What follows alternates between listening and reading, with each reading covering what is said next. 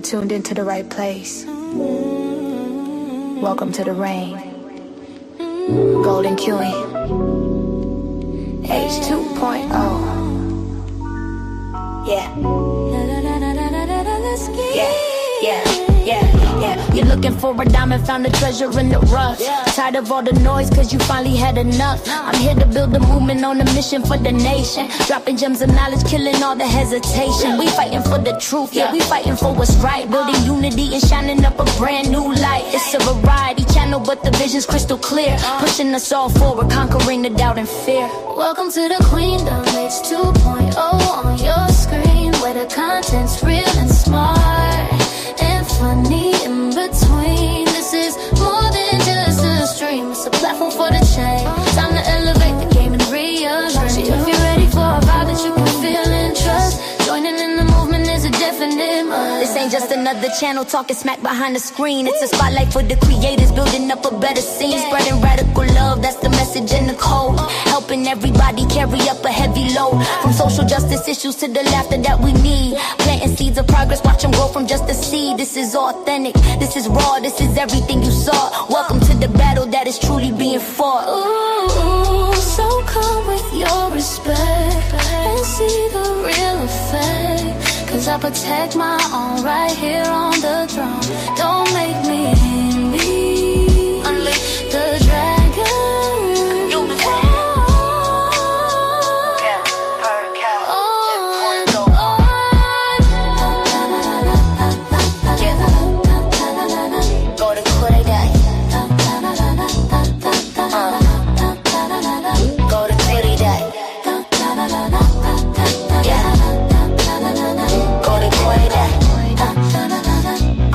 Subscribe, ring that notification bell.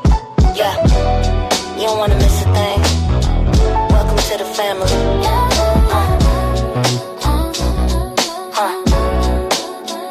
Yeah.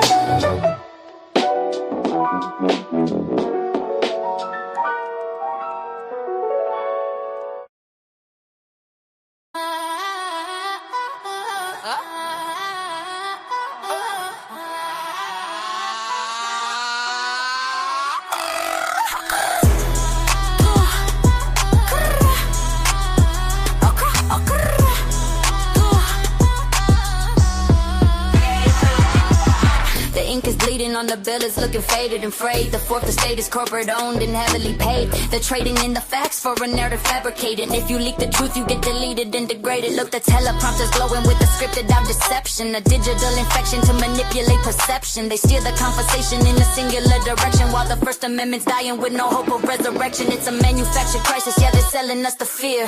Whispering the lies until it's all the people here. They call it fact checking just to keep the vision blurry, while they bury every whistleblower in a frantic hurry. Silence in the streets, silence in the booth. A total moratorium on anyone with truth. They're tearing out the pages, yeah, they're burning down the fence. A war against the people and against our common sense. It's the sound of the silence. It's heavy and it's cold. It's the sound of the silence. It's heavy and it's cold. Check the independent outlets, yeah, they're catching all the heat. The ones who skip the press release and actually hit the beat. But the algorithms weaponize, the reach is getting throttled. The spirit of the journalist is suffocated bottle. They shadow ban the brave and they platform the fake. It's a psychological game with the highest of stakes. If you don't toe the line, then they label you a threat. Putting filters on your mouth like a suffocating net. They claim they're stopping harm, but they're only stopping thought. Democracy is auctioned and the airwaves have been bought. The gatekeepers are frantic, they're losing their control. So they're trying to put a padlock on the collective soul. They're cutting the wires, they're pulling the plugs, treating the seekers of truth like the thugs. From the boardrooms to the courtrooms, the pressure is rising. The death of the discourse of what they're devising. The spark in the dark is a beautiful thing. Let the bells of the rebels and dissidents ring.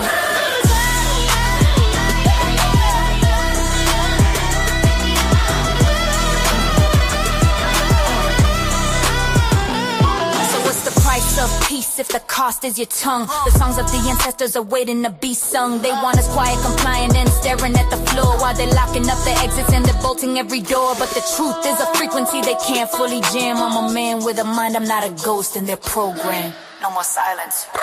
The loudest thing in the world is the truth they try to hide.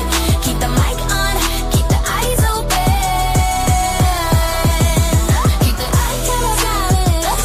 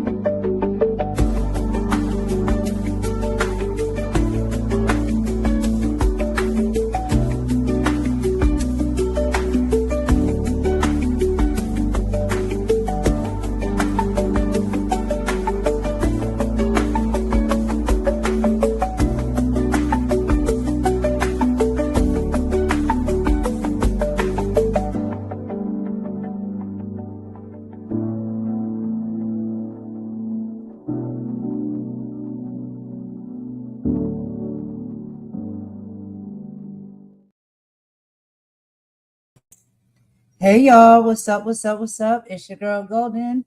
I'm back with another live. We got some more things we got to get into today, y'all. Y'all know we covering the politics over here, and child, every day it is something new. But we got a few topics we're gonna cover. It is about 2:10 p.m. here Eastern Time in the Carolinas in the United States, and it's a pretty nice day outside. The sun is not too high, but it's a nice smooth breeze blowing and I can hear the chimes chiming outside. So I'm having a okay day. It's been kind of a busy morning and afternoon, but it's a good day nevertheless because we are all here, we're alive, we're breathing, and we're well for the most part. I hope you guys are having a good day in whatever respectful time zone you're in, whether it's morning, afternoon, evening, or night. But yeah, y'all, let me go ahead and give y'all a brief synopsis on what topics we'll be covering on today's live. So we will be diving deep into the web of secrets surrounding the Epstein files, per usual. Y'all know we're gonna stay on top of that. And there's been a sudden wave of media censorship around it. From Hillary Clinton's bombshell accusations against the Trump administration to Stephen Colbert's defiant stand against CBS and the FCC, we'll be breaking down the stories the mainstream media, I guess, are too afraid to touch. So, first, y'all, we will get into this Epstein cover up. Hillary Clinton claims that the DOJ is slow walking 3 million files to protect the current administration. We also will be speaking a bit on Kristi Noem's slip up. Did the South Dakota governor just reveal a secret plan regarding the next election? We'll get into that. Also, we'll be talking about the CIA and Epstein. New documents link current CIA Director Bill Burns to Epstein. Why is the GOP scared? We'll get into all of that as well. Then we'll have to talk about the Colbert Talarico Ban, why CBS pulled a Texas Senate candidate's interview, and what it means for the First Amendment, and the chilling effects of journalism. Journalists warn that the FCC's new equal time rules are designed to silence critics. So there's a lot going on, y'all. There's a lot of cover up. There's a lot of silencing trying to be done here, but we shall see how far they go with it, okay? So, when it comes to Hillary Clinton, let's get into a little bit more detail. She gave a fiery interview to the BBC in Berlin. She's accusing the Trump administration and General Pam Bondi of a massive cover up. She claims the DOJ is withholding about 3 million files related to Epstein, despite a law requiring their release. She says the administration has something to hide and argues that she and Bill are being forced to testify before the House Oversight Committee, which was coming up now on February 26th and 27th, just to distract from Trump's own name appearing in the files so much. Trump responded from Air Force One, calling it a case of Trump derangement syndrome. Lord, he says everybody has that, and claiming he's been totally exonerated. Very interesting. But yeah, per usual, y'all, we have some audio and some videos. So I'm going to go ahead and play a bit of this Hillary Clinton interview, and we'll hear exactly what she had to say. Let me get everything pulled up. I will meet y'all in the chat per usual, and we'll be right back.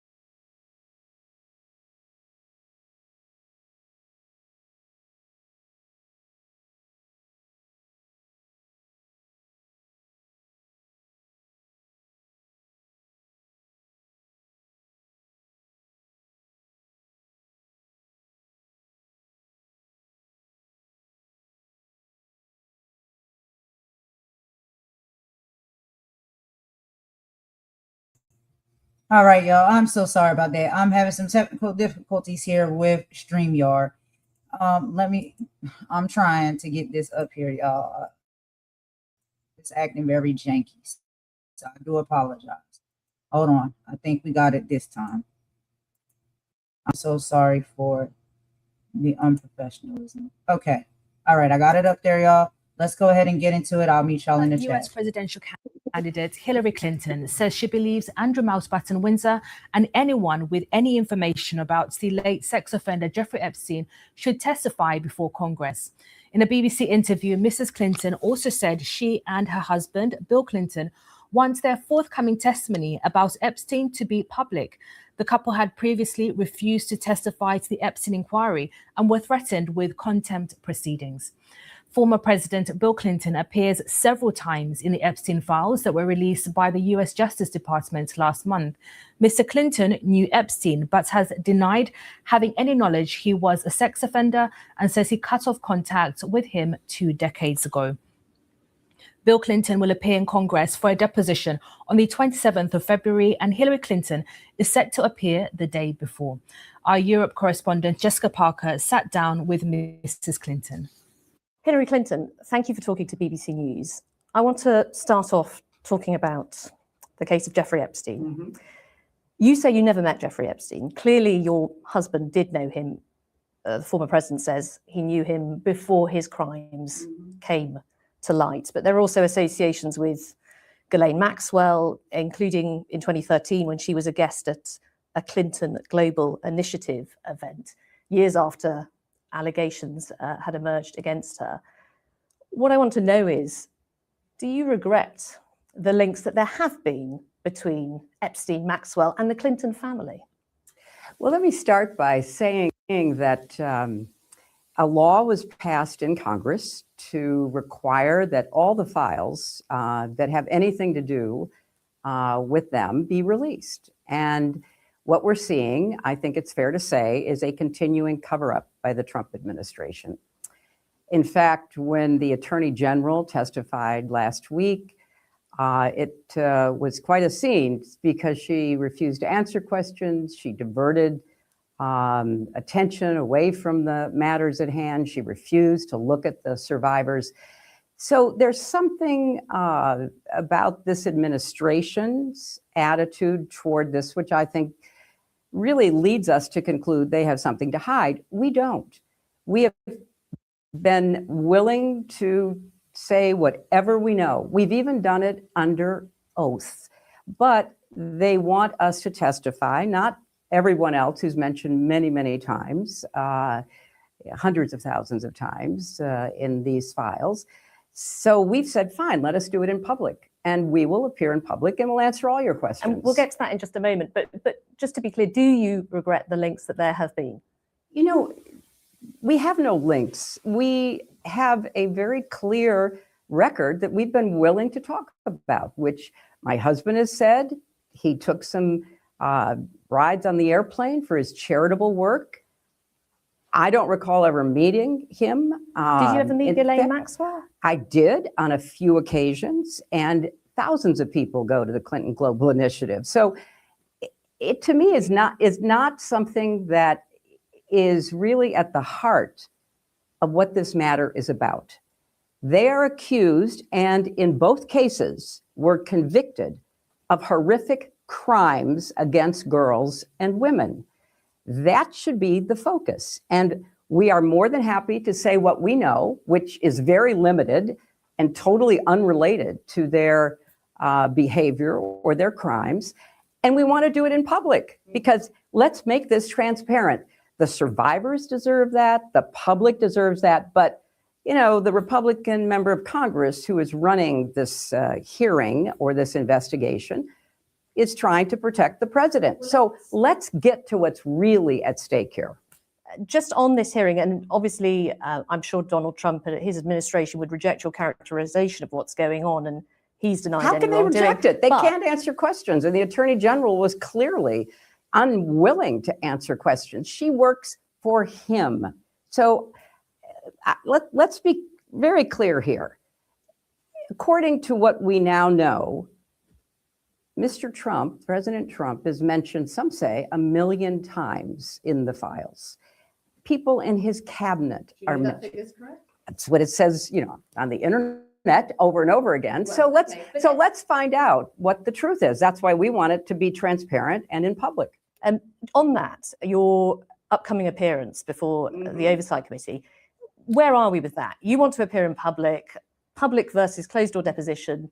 Is it going ahead, and how? What is the format going to be? We will show up, but we think it would be better to have it in public, because what we want is for everybody to get to the facts about this. We have nothing to hide. We have called for the full release of these files repeatedly. We think sunlight is the best disinfectant. Get the files out. They are slow walking it. They are redacting the names of men who are in it. They are stonewalling legitimate requests from members of Congress. That has nothing to do with us. Something is going on. They know it. I know it.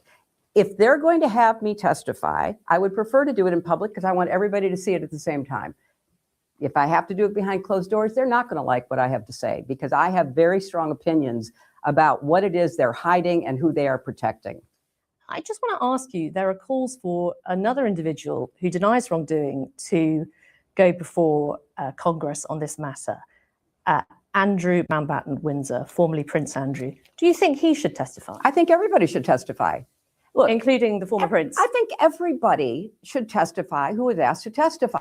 I just want it to be fair. I want everybody treated the same way. That's not true for my husband and me, because other witnesses were asked to testify. They gave written statements under oath. We offered that. They want to pull us. Why do they want to pull us into this? To divert attention from President Trump. This is not complicated. This is so obvious, and they keep trying to divert. Look at this shiny object. We're going to have the Clintons, even Hillary Clinton, who never met the guy. We're going to have her there. Let's focus on what's really happening here. You have an attorney general and a Justice Department attempting to hide information that should be made public. I just want to ask you, though, because as many people have said, being in the Epstein files does not mean that you've done anything wrong. But speaking for yourself and for your family, what was your reaction when you saw some of the material that has been released? I'm thinking, for example, of images of your husband apparently in a hot tub in a swimming pool on Epstein's plane. What was your reaction to that? And do you know the context surrounding some of those images? Absolutely. And it wasn't a hot tub on a plane. It was one of the stops they made to look at philanthropic and charitable work that my husband has done, saving literally millions of lives around the world. It turned out that was done long before there was any public awareness and certainly any conviction of any crime by Jeffrey Epstein. So it was a short period of time that was in pursuit of charitable philanthropic work. A lot of people were traveling at the same time. Many staff members, guests, other supporters of the foundation. If Bill and I had a penny for every person we've taken pictures with, we would be extremely rich today. Let's move on to what we're seeing. You've just come from the Munich Security Conference, and a lot of people are talking about the idea of a new world order. I'm interested in your thoughts in terms of transatlantic relations between Europe and the United States. Do you think they have permanently shifted, that there is no going back to the way things were before? Well, I think time will tell whether we are going to support the rule of law, support the strong alliances that were forged through and after World War II, create an area of peace and security in the transatlantic or not. And as I said in Munich, I think that comes down to whether or not the people in America turn out, Donald Trump and Republicans, who are more concerned about Putin than they are about democracy, and whether Europe stands against efforts to undermine the ties amongst European nations in favor of the rule of law, in favor of peace and security, and against Putin. So I'm hoping that the answers are the right answers. I'm hoping that people in Europe and people in the United States will stand up for universal values that have actually protected our peace and security now for more than 80 years. When you look at the United States, would you still say it is a country that can be seen as the leader of the free world?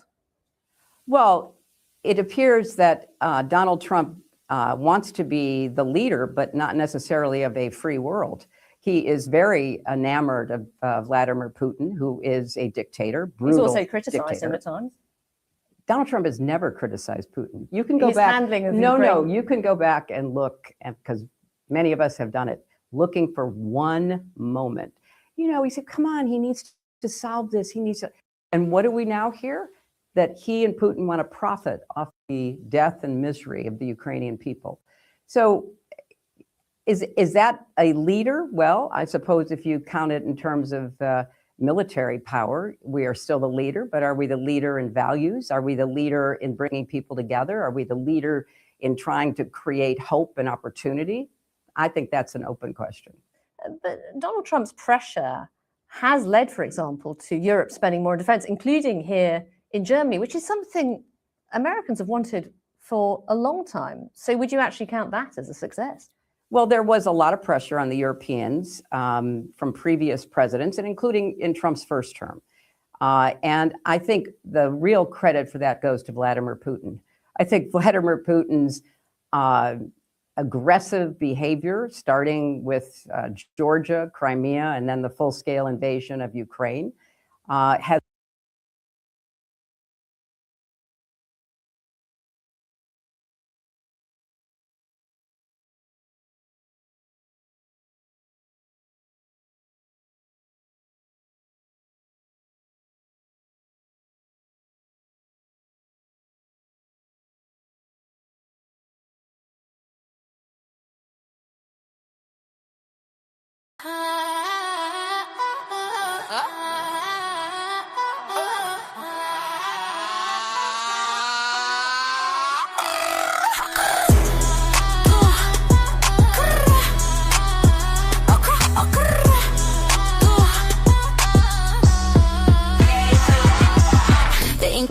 on the bill is looking faded and frayed. The fourth estate is corporate owned and heavily paid. They're trading in the facts for a narrative fabricated. If you leak the truth, you get deleted and degraded. Look, the teleprompter's glowing with the scripted out deception. A digital infection to manipulate perception. They steer the conversation in a singular direction, while the First Amendment's dying with no hope of resurrection. It's a manufactured crisis, yeah, they're selling us the fear.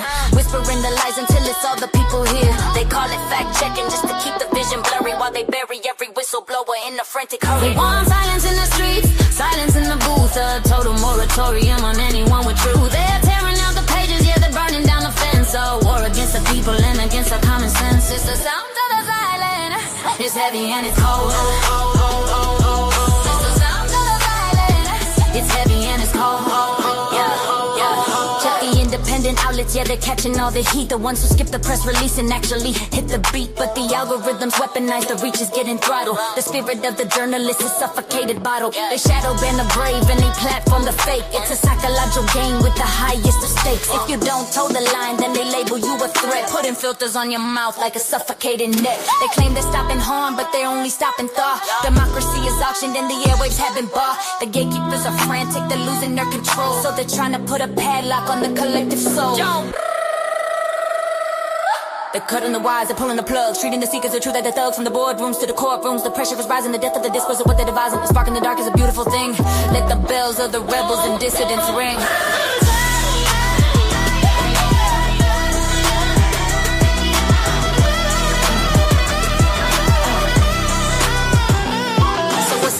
Of peace if the cost is your tongue. The songs of the ancestors are waiting to be sung. They want us quiet, compliant, and staring at the floor while they're locking up the exits and they're bolting every door. But the truth is a frequency they can't fully jam. I'm a man with a mind, I'm not a ghost in their program. No more silence. The loudest thing in the world is the truth they try to hide. Keep the mic on, keep the eyes open.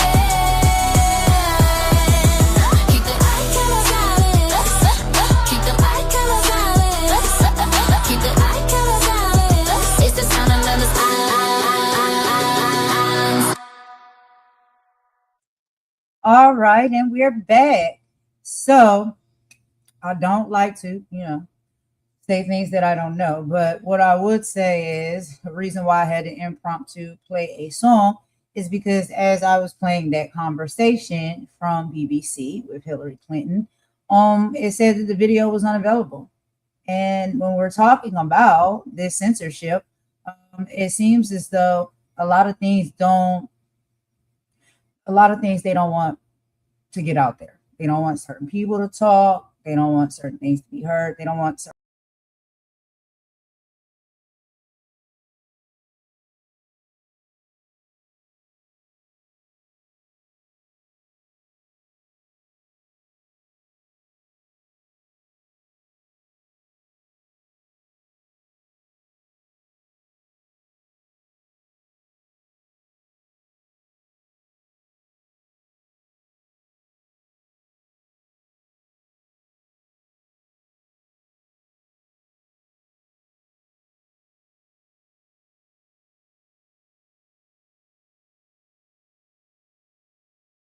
All right, y'all. So I am back yet again. Like I said, I keep getting kicked out of StreamYard. Videos are being taken down as I'm playing them. I don't know what's going on. But we're talking about censorship, right? We know there's a lot of that going on. So let's just move right along, y'all. The next video I'm going to show y'all is from MS Now.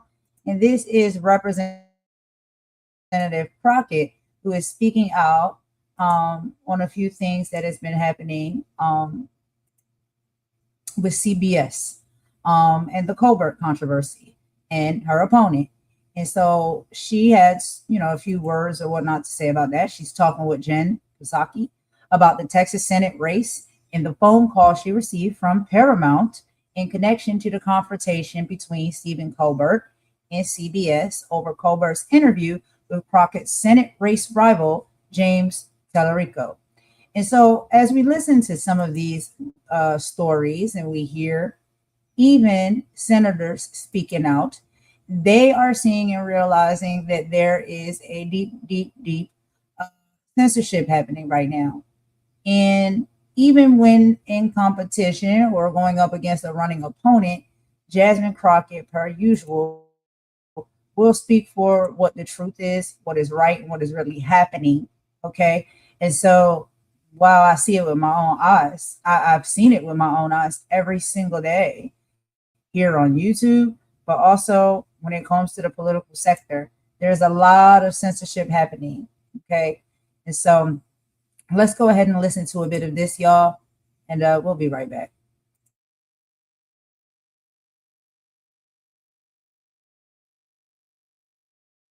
Democrats flipping Texas. Recent polling from the University of Houston shows both James Talarico and Jasmine Crockett within the margin of error against the two most likely Republican opponents in that race. And Trump is so freaked out by the situation in Texas that he is uncharacteristically pretty silent-ish about it, refusing to endorse a Republican candidate in the primary campaign, choosing instead to keep his powder dry and leave his options open. I just haven't made a decision on that race yet. It's got a ways to go, and I haven't. He's a good man. John is I like all three of them, actually. I like all three. Those are the toughest races. He likes them all. How hard to choose. Why would he endorse a candidate now when early voting in Texas has already begun? Trump is kind of scared, it seems. He is scared of the Democratic candidates in Texas, scared enough that he doesn't want to insert himself in the race and back a single candidate who might go on to lose the general election. And Trump has every reason to be scared of either Democrat in that race. I mean, James Talarico has exhibited an ease in weaving faith and morality into his message that's really broken through, attempting to appeal to a coalition much broader than Democrats in a state where you typically need Republicans and independents to win. And as I mentioned before and at the top of the show, Congresswoman Jasmine Crockett has been holding this administration's feet to the fire at every single chance she gets. She's held them accountable on their treatment of children who are imprisoned inside a Texas detention center. She's held them accountable on their botched release of the Epstein files, including in a hearing with Pam Bondi just last week.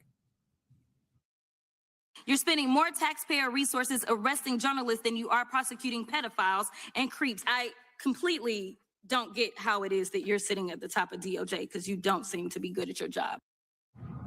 There we go. Certainly not holding back. Jasmine Crockett has even introduced a bill to rein in Trump's FCC and stop it from censoring critics to push a political agenda. All of which makes it incredibly ironic that CBS is citing Congresswoman Crockett as part of their decision to bend to Trump's agenda and censor her opponent. And I'm very eager to hear what she has to say about all of it. Joining me now is Democratic Congresswoman Jasmine Crockett of Texas. She's, of course, a candidate for U.S. Senate. There are so many things to talk to you about, and I'm so grateful you're here. Let me just start with some of the news from today, which I just outlined. I mean, in CBS's statement on what happened with Colbert's show last night, they name-checked you. I mean, they said this: the show was provided legal guidance that the broadcast could trigger the FCC equal time rule for two other candidates, including Congresswoman Jasmine Crockett. What do you make of that explanation? We actually received a phone call, and that was a little bit earlier today. And in that call, they explained that they actually told CBS that they could go ahead and move forward with the interview of James Talarico. They just needed to offer me equal time. I did not get a request from the Colbert show to go on. As you know, I've been on Colbert multiple times. And frankly, if we would have gotten an offer, that would have been great. But we're in the middle of early voting. So I'm kind of focused on being in Texas at this moment. I don't know what to believe, that's for sure. But I got that phone call as I was out talking to voters. That's it. So there's so many things to talk to you about again, but they called you today, but they decided not to air the interview last night. You've been on Colbert a number of times, as you just said. Did you have any issue when they were going to air the interview last night, when they promoted it, or when it was supposed to air? Or did anyone from your campaign? No, we didn't have an issue. I mean, we've never run into an issue with Colbert. And even as you talked about The View, supposedly this FCC complaint came about because I had more time than Mr. Talarico when I went on there after I declared my candidacy. Listen, I will tell you that I have no love for Barry Weiss. I have no love for Brendan Carr whatsoever. But I do think that, as you also mentioned, Kimmel, it is important that we resist in this moment. And so there were a number of options that could be put on the table. And frankly, the Late Show decided that this was the option. And I think that it was a good strategy. I mean, look at what happened when they tried to censor CCOT. We found out that you could get a lot more views. So I think it probably gave my opponent the boost he was looking for. So I think it's probably better that he didn't get on and that they went straight to streaming, because we know that when we resist and when we know that it seems like they're trying to change the rules and bend the knee to this president, that it backfires in a historic fashion. Spectacularly over and over again. And you have been no stranger to them going after you as well, I know. Let me ask you about something, and I mentioned this a little bit in the opening. Trump was asked about the Republican candidates in the Texas race on Air Force One last night, and he kind of said, I like them all, and refused to really endorse any of them. What did you make of that? Why do you think that is? I love it. There's a couple of things about this, right? A lot of people are like, there's no way Texas can do this. And I'm here to tell you that even on day one of early voting, we are exploding with participation right now. And we just had two special elections, one that swung 30 points, another one that swung 17 points. We are really ready to do this in Texas. And frankly, right now, I will tell you what the insiders tell me. They tell me that he really doesn't like John Cornyn, so he just doesn't want to endorse him. We know that the Republicans have already spent $50 million trying to boost Senator Cornyn in this primary, yet he is still trailing Ken Paxton, who only raised $1 million last quarter. We also know that supposedly his chief of staff does not like Ken Paxton. So there's that. And then Wesley Hunt doesn't really have a shot. So he doesn't really know what to do. There are people that are pulling at him in different ways, trying to tell him what's most strategic to do. But there was a poll that actually dropped today that had me ahead of all three of them. So whichever way they decide to go, we're ready to win this thing. I'm sure Donald Trump loves Congresswoman Jasmine Crockett, who may be the Democratic nominee, calling out his fearful strategy right now. You are most known. You are known to so many people watching right now, and so many people out there for a range of viral moments. I played kind of one of them from last week, but you've had so many of them. Humorous jabs at Republicans on the Hill, but you're of course much more than that, as everybody is, but as everybody who's in elected office is. Often people are caricatured. What else do you wish more Texans knew about you? Yeah, so first of all, I wish they knew that I actually started my political and legal career in rural East Texas, and that I served on the agriculture committee last cycle. So I'm that girl that actually can go into rural Texas, even though I represent the Dallas area. And I've been talking to our Texas farmers and ranchers way before I was looking at running for the U.S. Senate. I understand the challenges that are facing all Texans, whether you're talking about our farmers and ranchers that are currently filing record bankruptcies, or whether you're talking about that mother who may be sitting at home wondering whether or not she's going to have enough money to pay for healthcare and food on our table. We are leading in uninsured in the country. We have been leading in uninsured for a very long time. But as someone who lived in rural East Texas, I know what it is to have to go to Shreveport or go to Dallas so that I can actually see a healthcare professional because there's not one that's there. Listen, the challenges that Texans are facing, especially as it relates to affordability, with us being one of the top exporting states in the entire country, they are real. And so we've got to rein in this out of control administration. We've got to make sure that we're getting these tariffs under control. We've got to start to grow our economy instead of continuing to shrink it. We've got to make sure that housing is a real dream that can be realized by all Texans.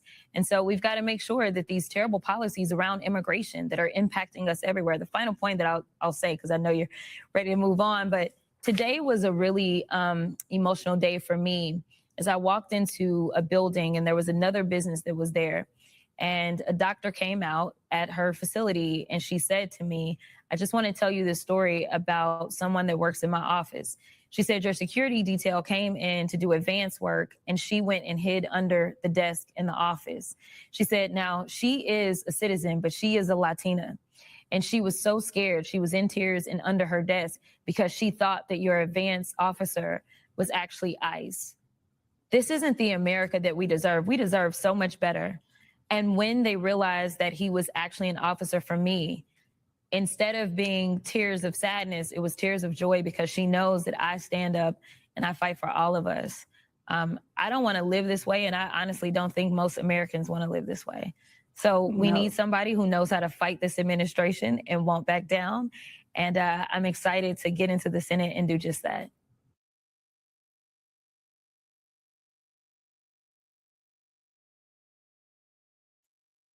All right, y'all. So we heard a little bit from her as far as when it comes to the censorship in CBS.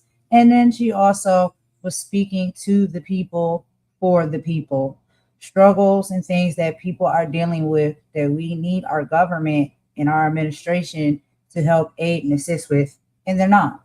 People are being neglected. Businesses are being neglected. Everybody, I think, may possibly have their own taste from this administration as to what something is being done that may be affecting them in a personal way. But I do have another video I want to show you guys. And this is from Morning Joe, because I want to talk a little bit more about this CBS and this censorship. But they do it so effortlessly. So let's listen in together and hear a little bit of what Morning Joe has to say. And I'll meet y'all in the chat and we'll be right back. After that, we'll take a song break and then we will get into Kristi Noem's slip up and how she might have said a little too much and how people caught it. We'll get into that in just a minute, y'all. Let's get into this Morning Joe CBS.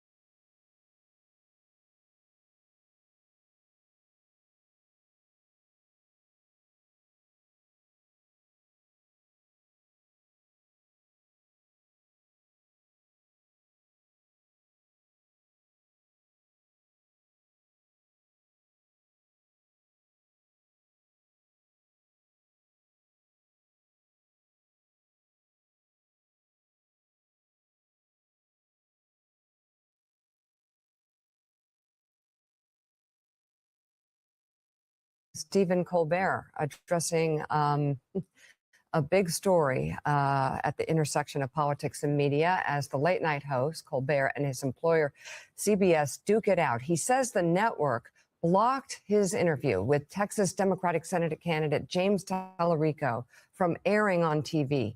He also accuses CBS parent company Paramount of not standing up to, quote, bullies over new FCC guidance on equal time for political candidates. But CBS says Colbert is not telling the whole story. MS Now reporter Nick McCool shares more on the Late Show controversy. There's another big story today that I never got to over in my monologue, and it's me. Stephen Colbert addressing the firestorm over an interview with Texas Democratic Senate candidate James Talarico, which was slated to air Monday night, but did not appear on the broadcast. He was supposed to be here, but we were told in no uncertain terms by our network's lawyers, who called us directly, that we could not have him on the broadcast. That decision, Colbert said, came after FCC Chairman Brendan Carr posted guidance from the commission last month, saying late-night shows may not qualify for an exemption to the rule that political candidates for office must be given equal time on the air. He had not gotten rid of it yet, but CBS generously did it for him and told me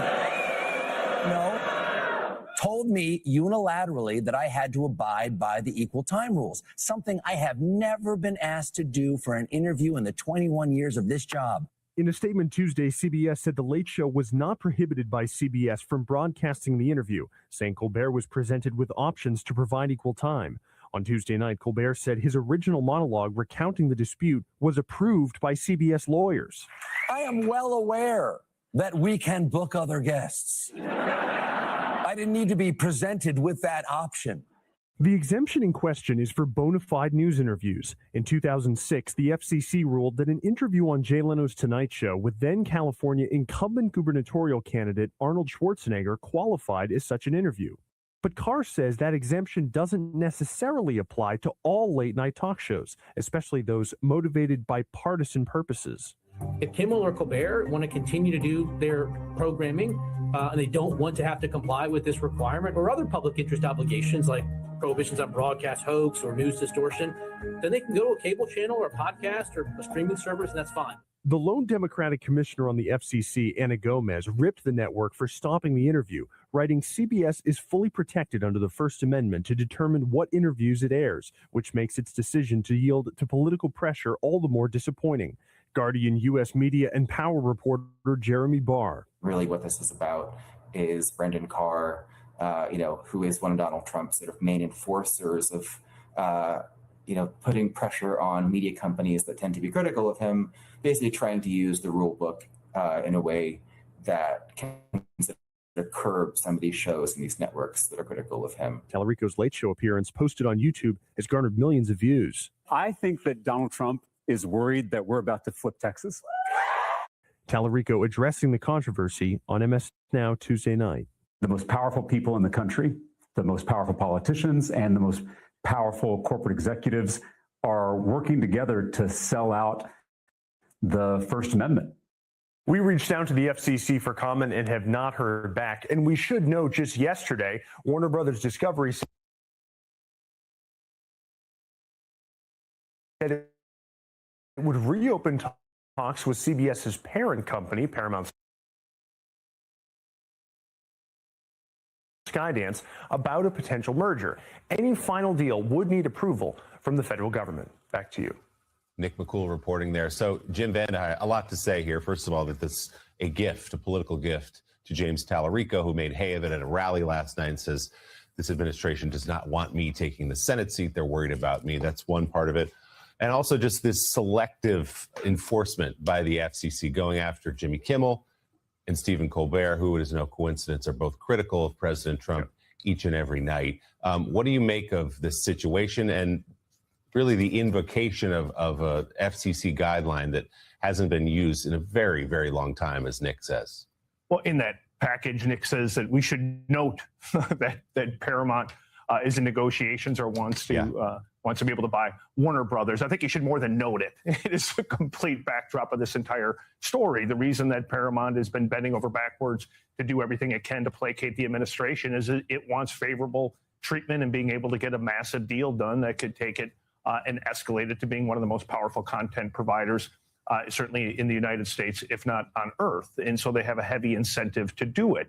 That's obviously getting kind of pushed together with this heavy-handedness of the federal government, which conservatives should hate this too. Like the idea that you have the federal government micromanaging businesses or micromanaging who's on what show when is just not a great precedent for anybody, right? Like, especially if you're a party that stands for free speech. Certainly, like Colbert and others have had many, many guests on in the past, and obviously he is aware you could have the Democratic or the Republican opponents in Texas on the show if he wants, but it's just a really dangerous precedent. And it also plays into this controversy of ever since Barry Weiss took over CBS, there's just a lot of drama inside that network. A lot of people don't like her. A lot of people feel like the network itself is trying to placate Trump. So you have a lot of different plots, subplots happening in this drama. Well, if a lot of people feel like they are trying to placate Trump, well, let's validate those feelings. Of course, they're trying to placate Trump with every move they make. Every breath they take, every step they take, placate, placate, placate. Why don't they just unfurl a banner across CBS News' headquarters on, what is it, 57th Street? Like the Saudis. And say, please, please, please approve the merger. Please approve, because that's all it's about. Everybody's known that from the second they hired Barry Weiss. This was not about news. It's just not. It's been about this deal, which Paramount has been obsessed with for, well, since I was golfing with somebody this summer. And they said, what do you think about Barry Weiss? They said, this isn't about Barry Weiss. This isn't about news. This is about them getting Warner Brothers Discovery. By the way, I have not golfed in the snow. So this was like 9 months ago. This is like my torts professor said, anybody should have seen this coming at him like a freight train out of the mist. I do want to say, though, John Meacham, I'm struck by the sheer stupidity of people in Washington, D.C. Time and time and time again. And this belief that the only checks and balances in America, and we've talked about this before, come from Madisonian democracy and the Constitution. There are a million checks and balances all over the planet. And I said this after they talked about taking Colbert off the air. I said, okay, so you think you can whack that mole over here and take Colbert off the air? Well, 3 days later, you're going to give South Park's creators a couple of $1 billion to turn it up to 11 and to go after Donald Trump and the administration and J.D. Vance in a way Colbert never could do. And sure enough, that's exactly what happened. As #1 streamer on Paramount, worst case scenario for those who said, oh, maybe we can silence content creators at Paramount. It's the same thing here. The second I saw this dust up, I go, oh my God, who is the luckiest man in the world politically? The candidate who was, quote, banned. So you can go and say the most powerful people in America, the most powerful regulators, they're scared of data. I mean, which happens to be true here. But again, in America, you try to whack that mole, it's going to pop up somewhere else. There's so many checks and balances. There's so many diverse power centers. It's pretty impossible. And so now, you don't want, and there's been my argument from the very beginning, and I'll bring this in for a landing because I know your answer is going to be even longer. I said this from the very beginning. You take him off of there and you take Colbert off of the network. What have you allowed him to do?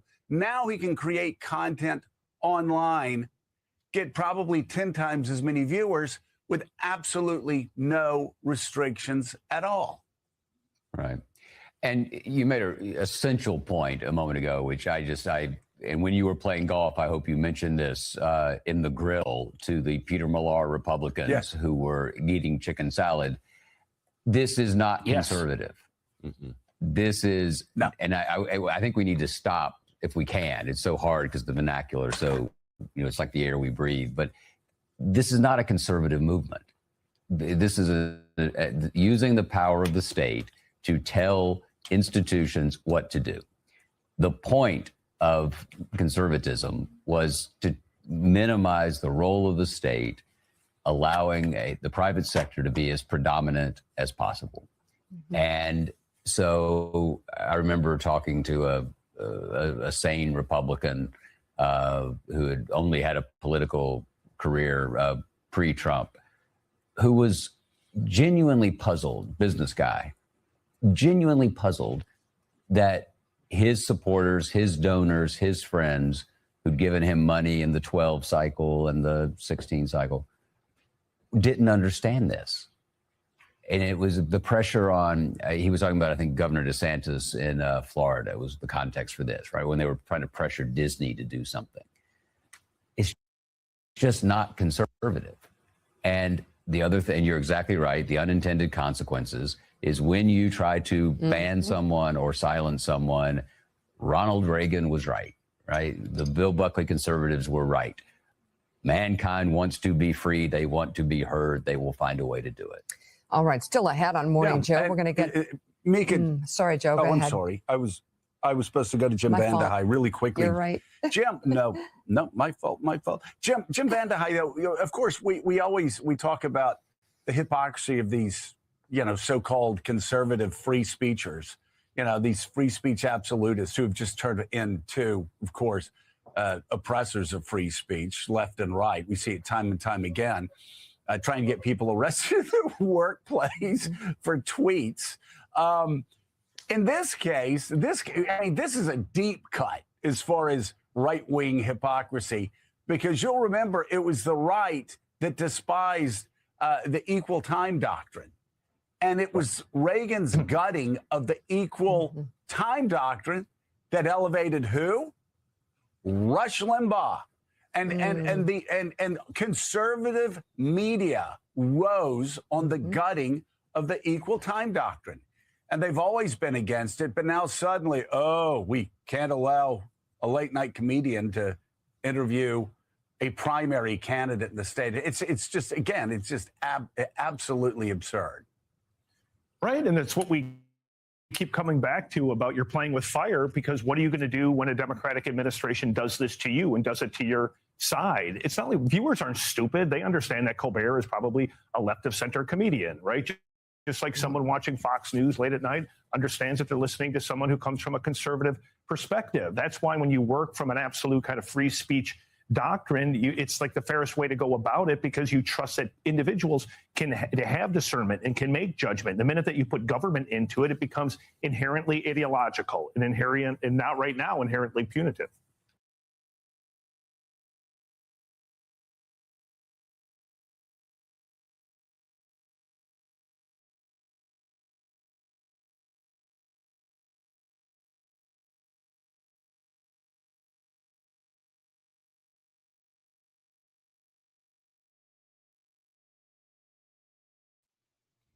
All right, y'all. So as we heard from that conversation, a lot of this stuff is not new. It's been happening for a minute now.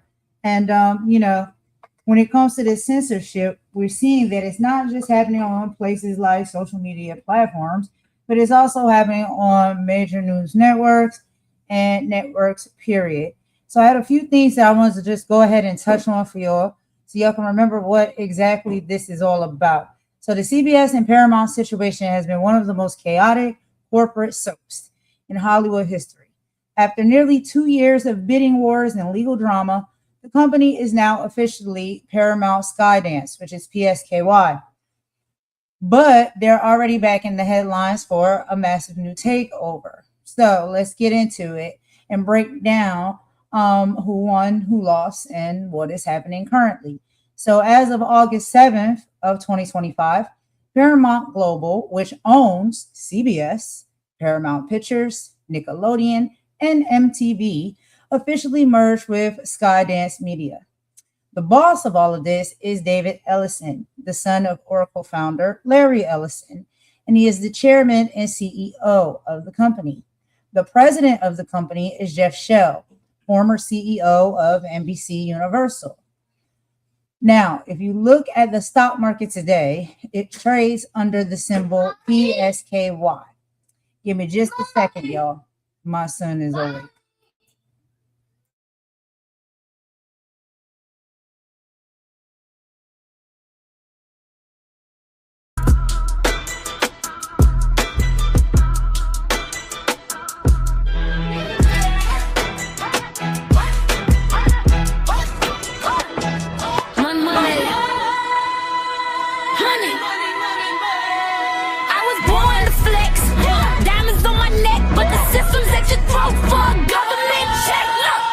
Check the bag, check the tag, check the greed. ICE agents hunting humans just to get the fee they need. They don't care about the name, they don't care about the face. Just a bounty on the soul, trying to scrub them from the plate. Getting paid by the head, yeah, they stacking up the bread. While the families in the shadows living life in constant dread. It's a business, it's a racket, it's a cold-blooded game. Let's snatch a father from his daughter just to justify the name.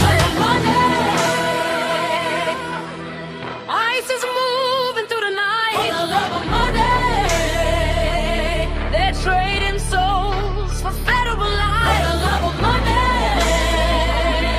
they apprehend anyone for pay. Doesn't matter who you are, they're gonna take you away for that lean, green. The system's got them all that need. I need the racks, but not like that. No, I need the plat, but keep the fat straight. YouTube views got them acting real strange, selling out the culture for some digital change. Struggle, monetize the pain while the agents in the street are washing blood with the rain. They're getting paid to hunt, I'm getting paid to speak. The government is green and the schools are so weak. Check the analytics, check the borderline. The greed in the district's gonna drive us out our mind. Apprehending for a bonus, that's a soul-crushing crime. That you have it, I'd rather have the truth. Stop trading our future and the spirits of our youth. Money, money, money, money. Change you. Money, money, money, money. The handful of talk.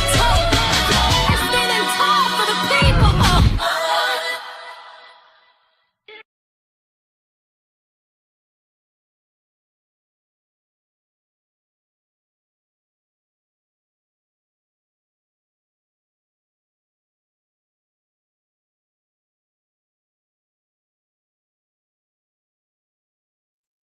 All right, y'all. So I had to take that quick song break. You know, had to get my son together, child. He went to the restroom.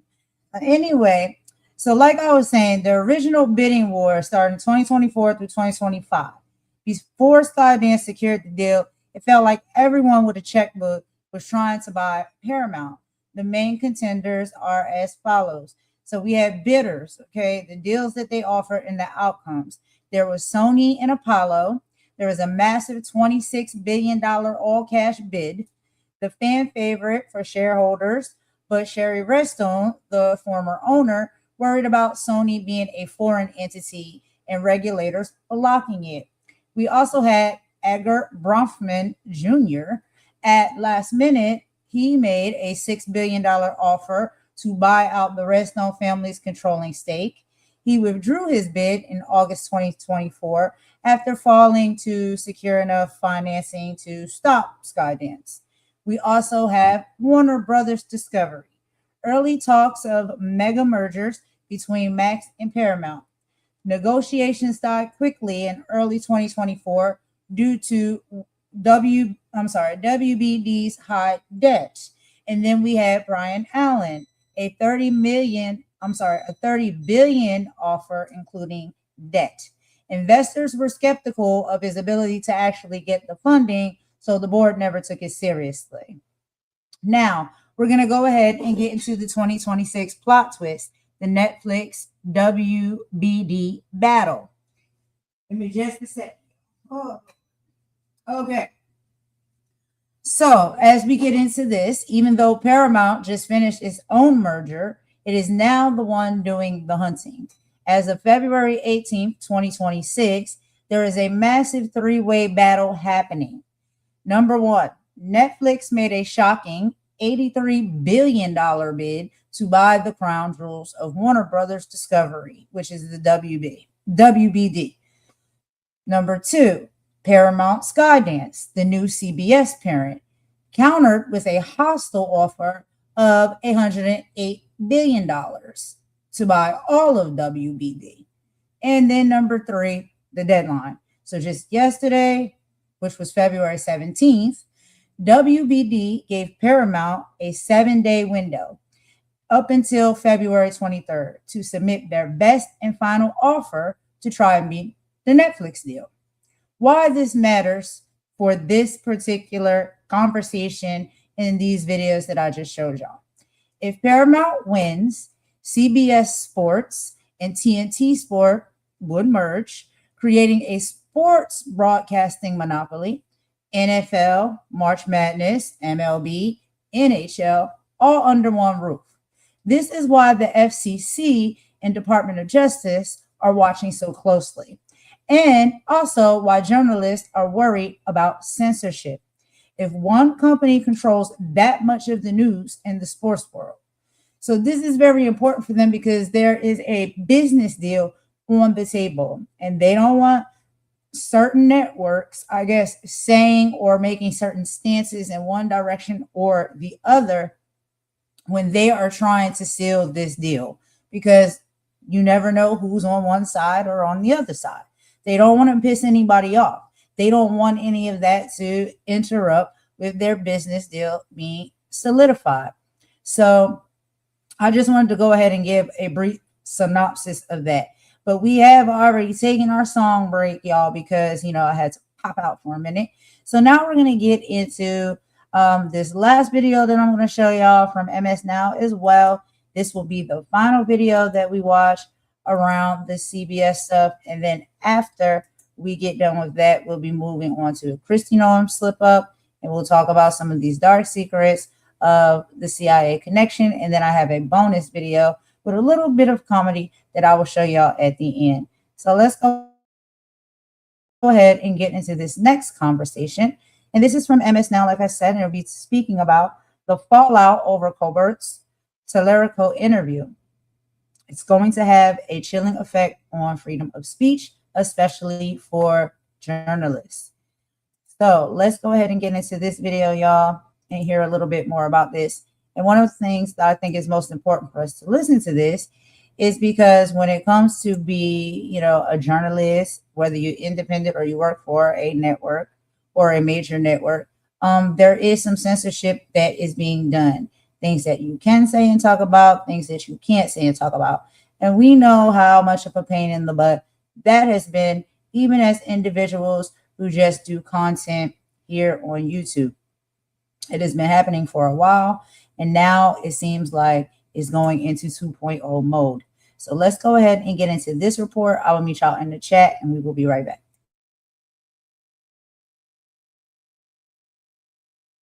And MS Now political contributor Mark Leibovich, also with us, the founder of the media industry newsletter Status, Oliver Darcy. So Oliver, CBS is responding to Colbert's claims that the network lawyers barred them from airing that interview. They say, quote, the show was provided legal guidance that the broadcast could trigger the FCC equal time rule for 2 other candidates and presented options for how the equal time for other candidates could be fulfilled. They added the show was provided options on how they could air the interview, and they, of course, chose to put it on YouTube. But I know that you're inside of this. So what are you hearing about this war of words that is playing out extremely publicly? Well, it's really remarkable, Ali, that a network would come out and basically say their most recognizable host lied to their audience on their own air about what happened here. Colbert came out and said, literally in no uncertain terms, that CBS said he couldn't have Talarico on his air. And CBS comes out a few hours later and says, we didn't actually say that. And then Colbert last night goes on television and calls their statement crap, says he didn't actually even know about it, and that he was effectively offended by the fact that no one even gave him a heads up they were going to put out the statement disputing his version of events.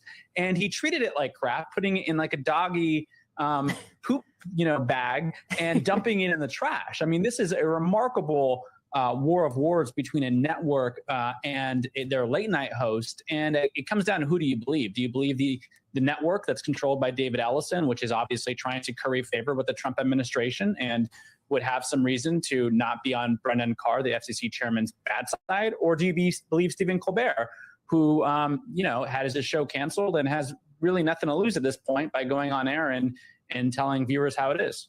Yeah, and clearly showing that he is going to expose everything as it pertains to this topic and any future incident going forward. But I also think the thing that is fascinating, confusing about this, Mark, is this is CBS effectively making a decision about something that the FCC could enforce but never has when it comes to late night shows having on political figures, regardless of party.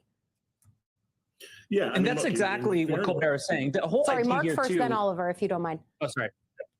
Sorry, Albert. No, it's just, basically, in fairness to CBS, this has been an FCC that has done unprecedented things. They have pushed lines much farther. They have done things that other FCCs and other administrations have not even come close to doing. So, these are well-founded lawyerly concerns. I think, in some ways, the sort of he said, she said, between the two parties here is irrelevant to, and politically speaking, it's great for James Talarico for reasons that we can certainly discuss. But ultimately, Stephen, this is the dangerous situation you're in when you have essentially a very high profile, but also lame duck host who's going to be out in a few months. And Mark, I'm going to come back to you on the politics because this really does seem like a gift from on high for Talarico. First day of early voting in Texas, and he's able to say I've raised $2.5 million.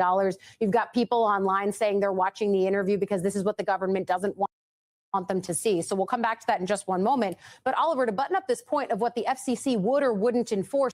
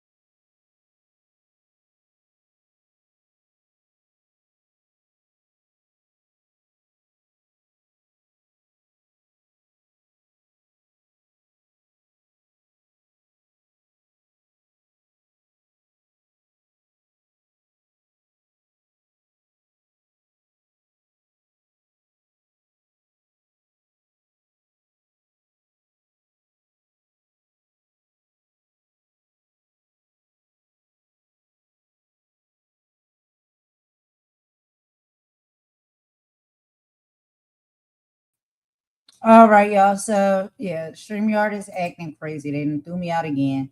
So let me go in and pick up where we left off. I apologize. This has been annoying all life. It just keeps happening. I just keep getting kicked out. All right, so let's go ahead and get this back up, y'all. I really do apologize. Let me get back into this. Give me just a sec.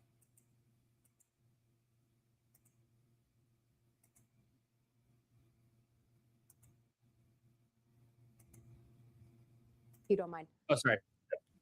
Sorry, Albert. No, it's just, basically, in fairness to CBS, this has been an FCC that has done unprecedented things. They have pushed lines much farther. They have done things that other FCCs and other administrations have not even come close to doing. So, these are well-founded lawyerly concerns. I think, in some ways, the sort of he said, she said, between the two parties here is irrelevant to, and politically speaking, it's great for James Talarico for reasons that we can certainly discuss. But ultimately, Stephen, this is the dangerous situation you're in when you have essentially a very high profile, but also lame duck host who's going to be out in a few months. And Mark, I'm going to come back to you on the politics because this really does seem like a gift from on high for Talarico. First day of early voting in Texas, and he's able to say, I've raised $2.5 million. You've got people online saying they're watching the interview because this is what the government doesn't want them to see. So we'll come back to that in just one moment. But Oliver, to button up this point of what the FCC would or wouldn't enforce when it comes to this equal time amendment, there's grounds for CBS, if this became a fight, and again, if, they would probably win it, right? I mean, why not just take it to the administration? Talk about the considerations happening behind the scenes at CBS, because of course, nothing happens in a vacuum. Of course, they would have a very good chance of winning this. I would be surprised if CBS would lose this case. The FCC hasn't enforced this equal time rule against a late night show, to my knowledge, ever.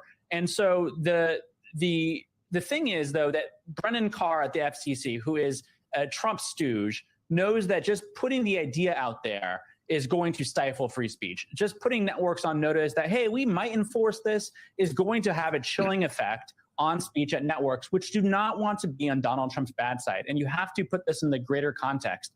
CBS is owned by David Ellison. David Ellison desperately right now needs to be on Donald Trump's good side because he's trying to get a deal to purchase Warner Brother Discovery, which owns CNN and another number of other properties through. And their big card is that Trump likes us. And so he does not want Trump's FCC to be going after them in any real way. They want to be totally in compliance with Brennan Carr and what he's doing over there. So they're, what Colbert is saying is preemptively capitulating and saying, even though this isn't something that's being enforced, we're just not going to even attempt to get in the FCC's way. And that's what's really disturbing. And I think if you talk to a lot of people who are experts on authoritarianism, is they will always say the thing to watch out for is just preemptive capitulation by major corporations, by people who just don't want to deal with the trouble. And I think that's what you're seeing here.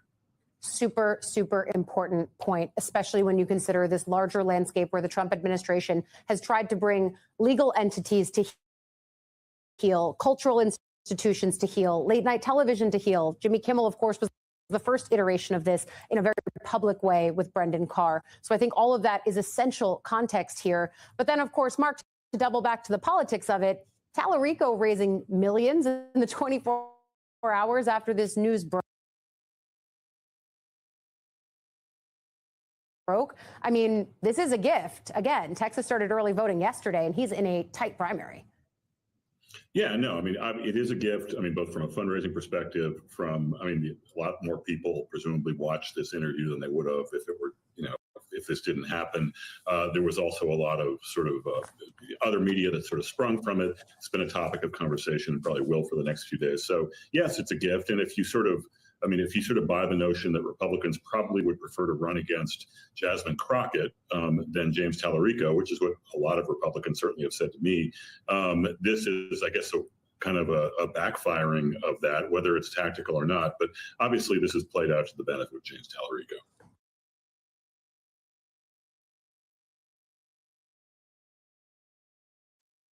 All right, y'all. So we're going to go ahead and take another quick song break. And after that, we got a few more things that we're going to get into. And I do have some bonus videos that I'm going to show and topics I'm going to talk about.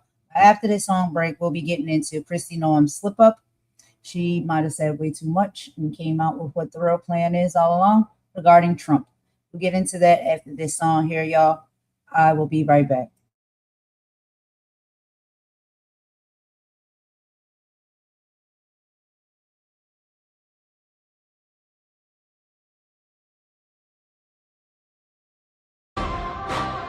Yeah. They tried to bury the truth under paper stacks. The thing still bleeds. And the receipts talk back. Turn the volume up. This ain't entertainment. This is evidence. 3 million pages, that ain't rumor, that's weight. Names in the margins, money sealing their fate. Silicon smile, Senate ties, private planes, same island, same silence, different last names. Files so thick they can't shred them all. Every no comment, just a crack in the wall. They said conspiracy, now it's case numbers. Truth don't age, it just waits longer. Gold days, dark flights, offshore sins. Everybody clean to the paperwork hits. They thought time would erase the stain, but justice patient and the files remain. Receipts on the table, yet alive. only stall it a while. They tried to mute us, tried to draw red lines, but the people woke up. This is headline time. Receipts on the table with a system shake. Every locked door chamber when the real ones speak. No filters, no filters, no scripted design. We don't beg for the truth, we take the fine. They put cuffs on a voice for covering pain. Camera rolling, still they screaming, restrain. Anti-ICE protest, truth in the frame. Federal fair when the message don't tame. Said just doing your job to the job hitting ours. Violence part thanks for what we worked for. First Amendment ain't, but erased in the street when the badge get nervous every time we speak. He said I won't be silent, that's a line of quote. That's a one and a flare in a stinking boat. Free place ain't free when the cost is jail, but the lights stay lit even when they fail.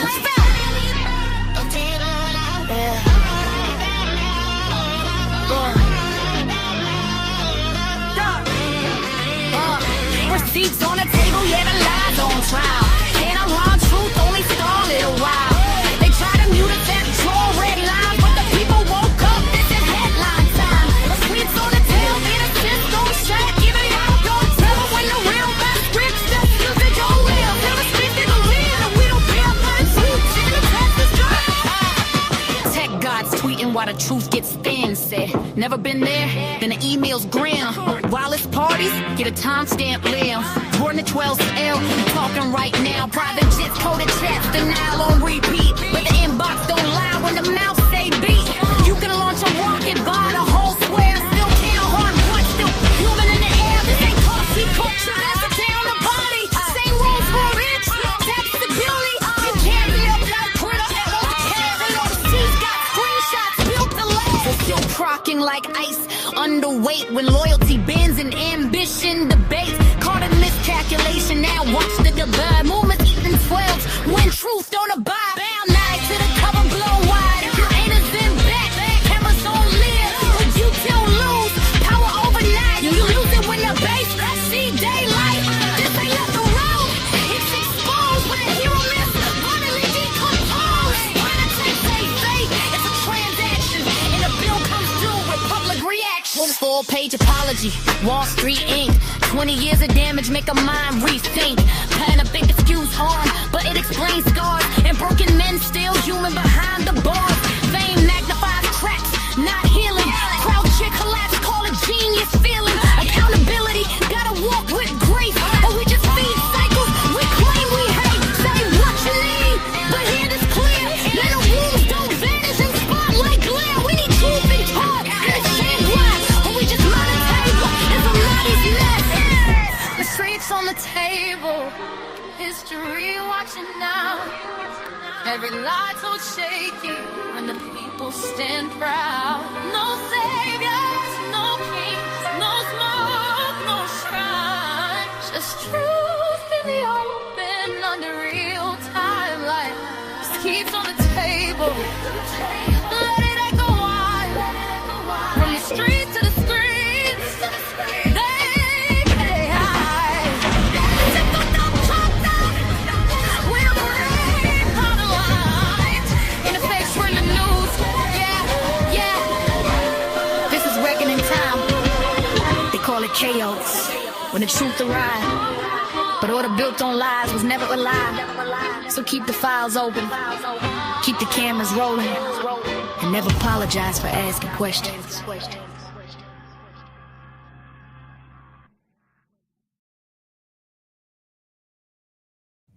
All right, y'all. So that was just a quick little song break. So we're going to go ahead and get into our next video here. And this is from the I Had It podcast. If you guys haven't checked out these ladies, y'all really got to go over to their channel and check them out. Please subscribe, become a member, and watch a lot of their content. And just listen to them and laugh and learn. Because I'm telling you, these ladies are funny. They hold nothing back. They keep it real. And they're up on what's going on with a lot of this politics. So I really love to watch their podcast. But anyway, we're going to go ahead now and listen and get into Kristi Noem's live TV slip up. So Governor Kristi Noem is under fire after a slip of the tongue on live TV that has social media in a frenzy. In a recent segment, Noem reportedly implied that free and fair elections might look very different or be at risk if Trump's long-term plan is fully implemented.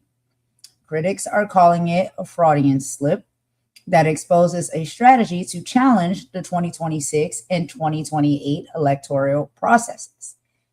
This comes on the heels of her recent scandals regarding ICE recruitment and taxpayers-funded border security initiatives.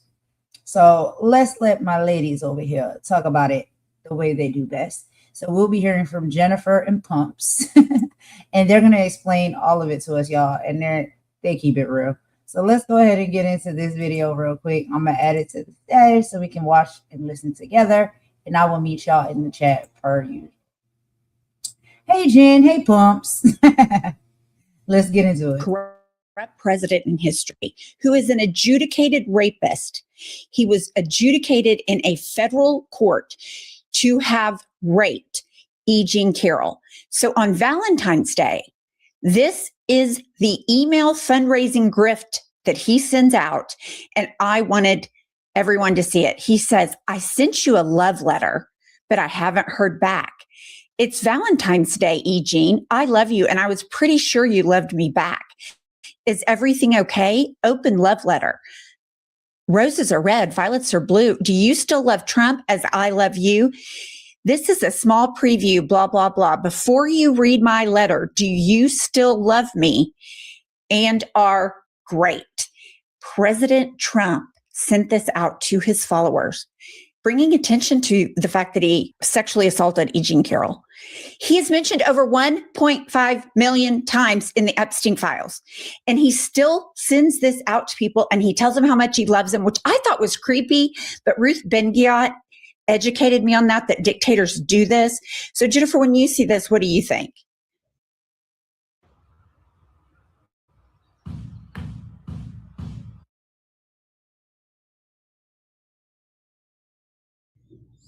I think that this is the flagrant flex that reminding everybody that he gets to do this, that in light of all of the Epstein stuff, that we're the people that are able to do these things with impunity.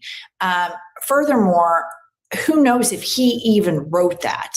Who knows if he even knows that was exactly what was sent out? But that's the point. It doesn't matter anymore. And this is something we all need to think about. I used to think, okay, this guy's not a spring chicken. He's a lame duck. He's going to drop dead. That'll fix our problems. It won't. What's incubating is far, far worse. The J.D. Vance, the Stephen Miller, all of the oligarchs that have their, I guess they want to be wealthier, even though they have all made a collective, I think it's $1.9 trillion more. And so this is going to get worse. I mean, this just does not surprise me. There is no bottom. It doesn't surprise me. This is where I could sit here and we could do an episode. Donald Trump and his administration did all this depraved shit. And then what I'm more interested in is what is the resistance doing? And the people that still support him, everyday Americans, are the people in their lives saying, do you see what he's doing? Do you see what you're supporting? Do you see that he is trying so hard to make you hate and scapegoat really hardworking, good people whose restaurants you eat at, whose events you watch? And they want to blame this trans community or these drag queens or these books, because all of these rich pedophiles want to be richer and clearly want to sexually assault more people. Well, and they just want absolute control over everybody's thoughts, everybody's life, what they do in the bedroom. They want control of everything. And to that end, Jennifer has been sounding the alarm for months and months and months about ICE and the 2026 midterms. And so Kristi Noem, she just says it straight up. Here she is talking about how she wants the right people voting. And elections is another one of those critical infrastructure responsibilities that I have as well. And I would say that many people believe that it may be one of the most important things that we need to make sure we trust is reliable, and that when it gets to election day that we've been proactive to make sure that we have the right people voting, electing the right leaders to lead this country through the days that we have, knowing that people can trust it. First of all, the only people that don't trust the election are the people that you lied to and said the 2020 election was stolen. Like, this is not surprising, but this is stunning. We want the right people to vote. We want you to have your proof of citizenship before you vote. And I was reading all weekend about like the voter fraud and illegal immigrants voting is such a minuscule number. It's just, here we go. I mean, 2026 midterms are going to be crazy.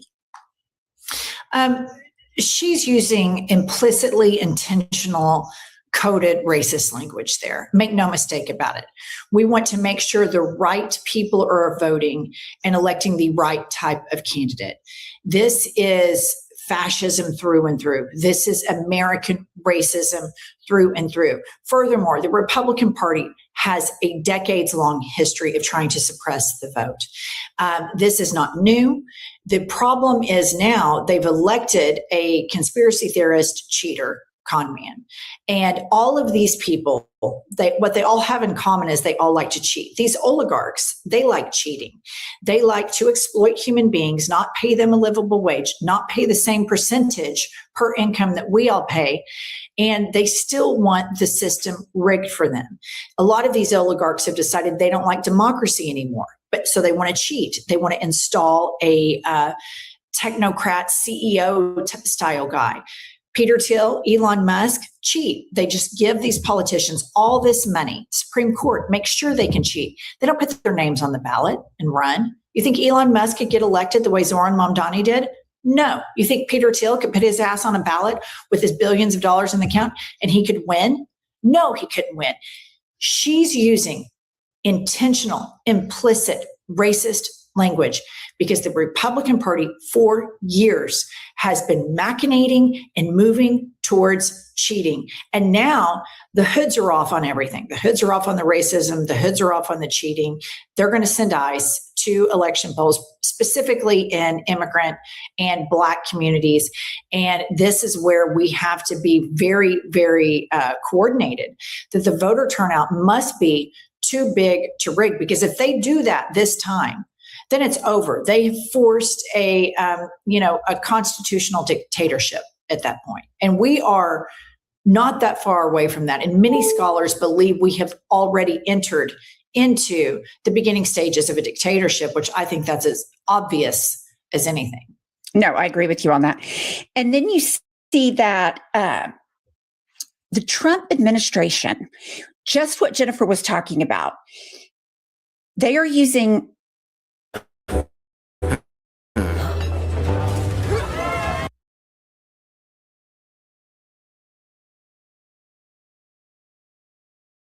the same language propaganda as the Nazis. So we have Mother Jones that has put this to the test. Many of the phrases, images, and attached media used by the Trump administration aren't just regular social media content. They repurpose language, symbolism, and cultural references with direct connections to neo-Nazi and white supremacist movements.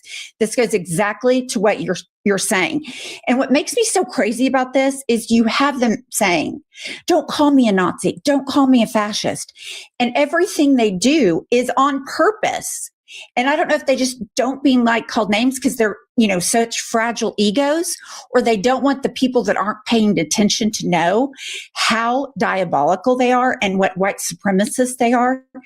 But to see that it's just all so linked is no surprise, but it's stunning to see that article.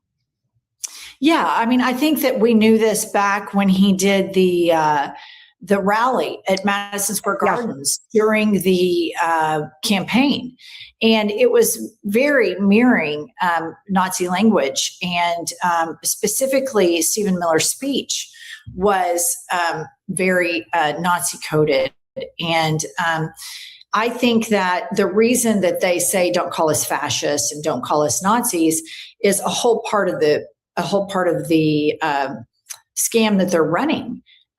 They want to be able to do whatever they want to do with complete impunity. They want to pretend like their wishes are that of the masses. And so that's a part of the scam that they're running. Everybody wants this. We want a mandate, and the polls are higher than they've ever been. So they are trying to pull the wool over the American public's eyes that, oh no, this couldn't be, we couldn't be fascists and we couldn't be Nazis. But sometimes it slips up. Like you heard Josh Hawley, this was a year and a half ago. He said, it point blank, he said he was a Christian nationalist. Elon Musk did the Sig Heil salute. When they get on mainstream media like CNN, that's where they're most triggered by this. But in their own circles, on their own message boards, they all know they're Nazis. They all know they're fascists, and they like it, and they're proud of it. But they're a part of the ruse and a part of the authoritarian takeover is that they're trying to hoodwink and go, oh, this was democratic. Like, this is what everybody wants right now. And of course, the out to lunch Democratic leadership right now is not fighting back because they all share the same corporate donors. Yeah, it's really stunning. And I think you're right. I think they know it, but they don't want anybody else to think it because they have this little joke. Yeah, we're Nazis. We're doing all this, but it's democratic. I think you make a great point. And then this just went all through me. The USAID, stopping funding USAID. I think we've heard reports that up to like 500,000 people died because they stopped giving food to the poorest, medicine to the sickest. So Project 2025 architect who promised to put federal agency employees in trauma is spending $15 million of former USAID funding, money that would have gone toward fighting HIV, polio, malaria, and other diseases, to bankroll his security detail. So it's just, we don't give a fuck about the poorest people. We don't care about the sickest people. What I care about is me, my security. And I'm not going to worry about how Congress allotted funds. I'm just going to take funds because I want them and because Trump's never going to say anything about it. So when I saw this, I just thought, of course, they don't want to help people. They want to protect themselves. That's just such a feature of this administration. They've never wanted to. And it goes before this administration. The Republican Party has always wanted to beat down any sort of social service safety net that helps those in need. The churches feign like, oh, we're going to go to these third world countries and spread Christianity.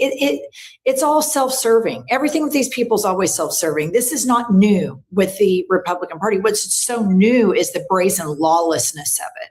But the Republican Party has wanted to do this for a long time. That's why they're so excited about the idiot and the Trojan horse that they rode into the epicenter of the federal government on, because now that they're climbing out of that Trojan horse, they're able to do these long wanted desires of Republican politicians. And specifically, Russell Vought is a big white Christian nationalist. This is a long desire of Christian nationalism.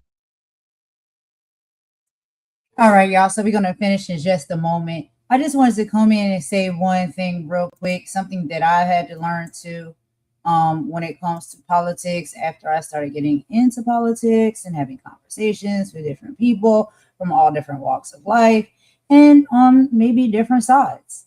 One of the things that I had to learn is that when it comes to like Democrat, Republican, and even some independents, right? We can't always be sure why someone stands on the side that they may stand on and vote for the people they vote for or the things that they're voting for that they feel as though are going to be accomplished or put into place that may be beneficial for their personal lives. Now, can that seem sometimes as if it is a bit selfish? Maybe to an extent, but there always is self-preservation. That is one thing that I know human beings, us as people, always will gear towards self-preservation, right? And so sometimes we have individuals that stand on a certain party, and I had learned this from my mother and my grandmother as well. And I heard both of them say it. And my mom, we had a real honest conversation. And she told me, she said, you know, I've just always been a Democrat because that's just what I've always been taught to be. She said, I've always voted to the side of the Democrats because that's just how I was raised and that's what I was taught and that's all I know. And then there's probably some people who are Republicans that feel the same way, right? And may not even always even dive into politics a lot or know the ins and outs of how it works and how it goes and all of the things. But there's sometimes these social trends, right? And these, we could say family trends or bloodline trends, whatever it is. And sometimes a lot of people just walk along and follow along on those paths and those sides because it's all they've ever known, it's what they've been taught, and that is it, and they may not look into it any further or see it from a different lens. And so one of the things that I'm going to be more careful with when it comes to reporting on these politics and, covering some of these stories on my channel and my commentary is that I don't want to be too judgmental, right? Now I know because I'm not blind and I'm not silly, I know when it's nasty work afoot. And when I see nasty work afoot, then yeah, I will speak against that or call that out. But when it comes to politics, a lot of time, and what I think makes it so hard for people to have conversations, like kind conversations when it comes to this, is because a lot of times we automatically look at each other as the enemy.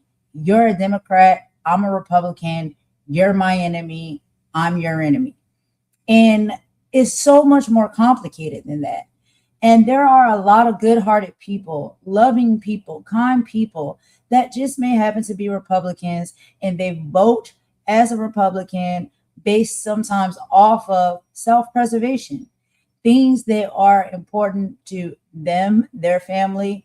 We have to think about people who may have small businesses, and what these politicians sometimes get up here and say and, sell you and feed you maybe things that you think is going to be beneficial for your business needs or your financial needs or your family's needs, your healthcare needs, whatever the needs may be in your individual and personal life. You most likely are probably voting for that. Even if you're a wealthy person, how these people can be sometimes, and vote for these tax cuts because they want less of their money taken and they want to keep more of it to themselves. Everybody has a reason as to which they choose what side of the aisle they're going to be on and what candidate they're going to rock with, right? But does it always make them a bad person?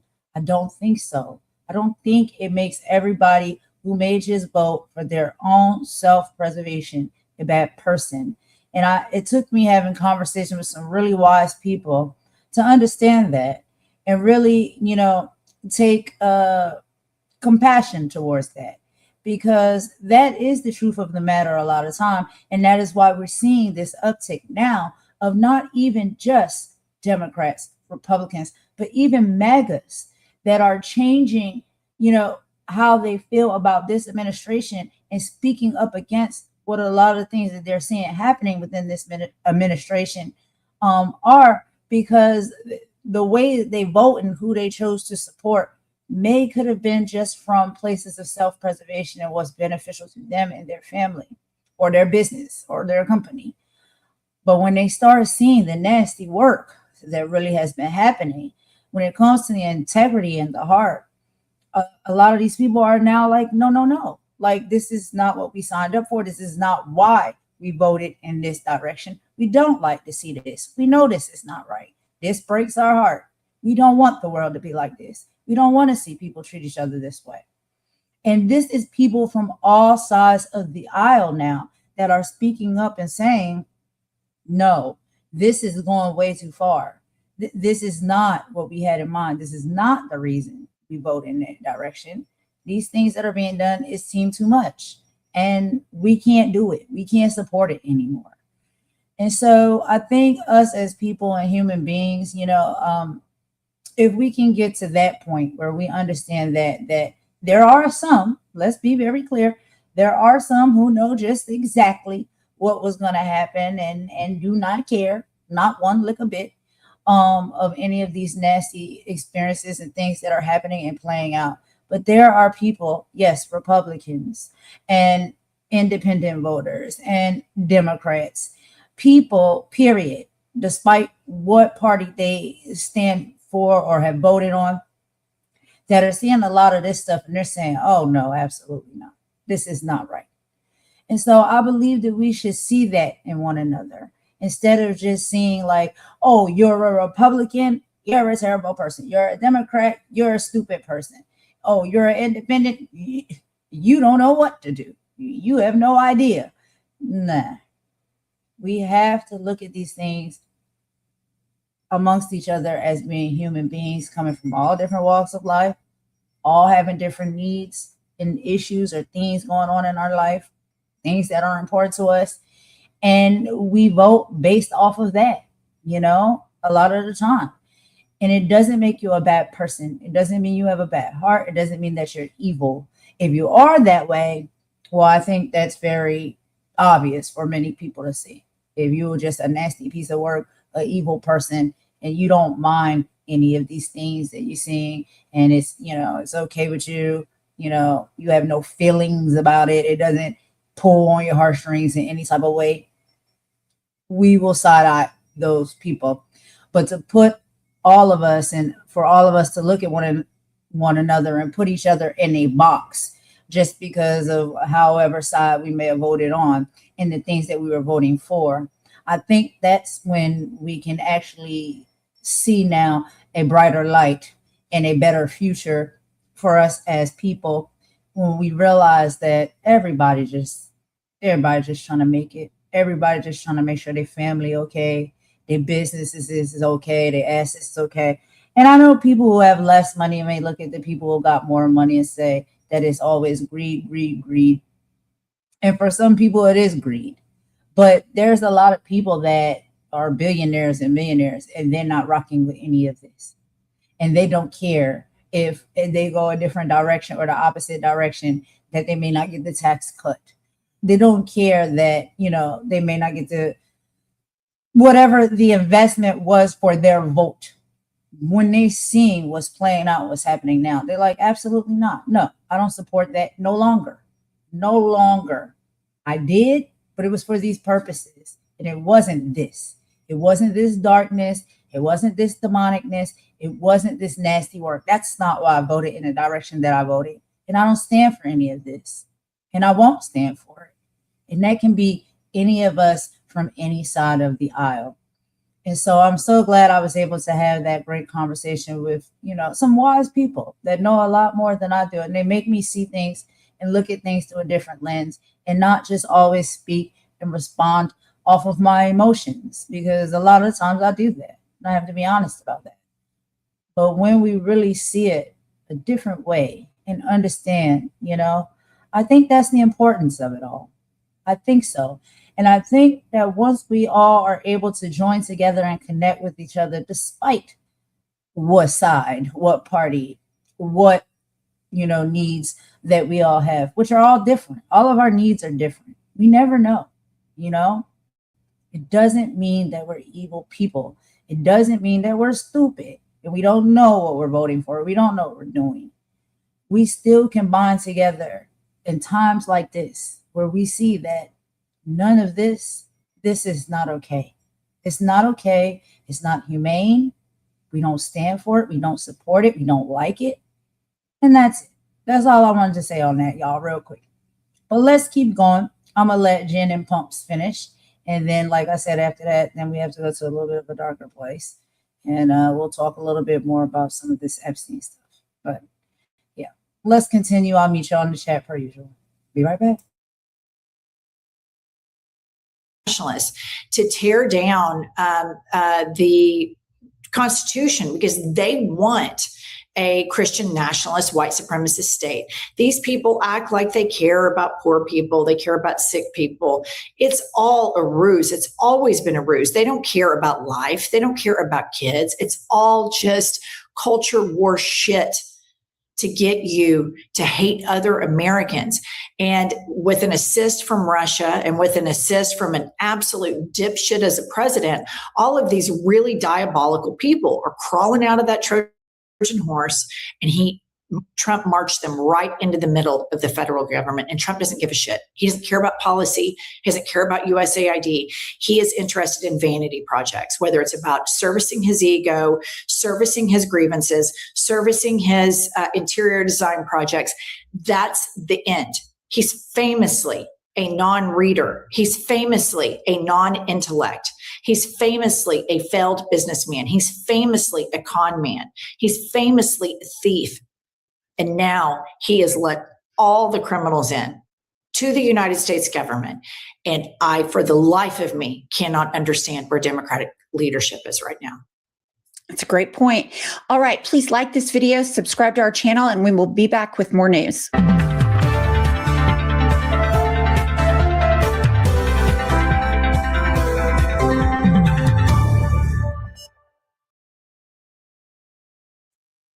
All right, y'all. So that was Jennifer and Pumps on iHip News, or also I've Had It podcast.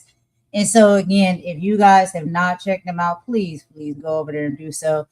You really, I think, are going to have a good experience listening to them because they give me life. They really do. They tell it like it is. They tell the truth. They keep it factual, and they are professional and graceful. And they also are, very, very loving and kind, And so I like connecting or seeing platforms that sometimes we have to have the hard conversations, which we know is wrapped around the basic things, right?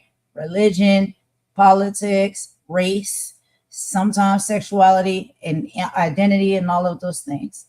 But when we can have these hard conversations and really talk about them in an intellectual way and not be hurtful or harmful, unless the person may deserve it, such as like Trump. But anyway, child, he's somebody's son, child. I don't wish no harm on him. I really don't. I don't wish harm on anyone, but I do feel as though I don't think he's the best man for the position. I wish that you just move aside and let somebody better do it. Get somebody else to do it, because this is not working. It's tearing us apart as a people. It is tearing us apart as a nation. This is not what has been intended. This is not how politics is supposed to go. This is not how the world is supposed to operate. And there's been so much fighting and so much hate and so much loss of life and so much struggling and so much darkness. That's not how it's supposed to be. And so, that's all it is when it comes to him and this administration, the ones that basically, when he tells them to jump, they say how high. That's how I feel about it. I don't wish any ill will on anyone. I would never do that. But it's just, please don't mess it up for all of us and put things into position where ill will comes to the people. That's what gets me and really grinds my gears. Now, I do have some bonus videos that I'm going to show y'all that I'll be adding on to the end of this live. So if y'all want to rock with me for a little bit longer, we can kick it and chill.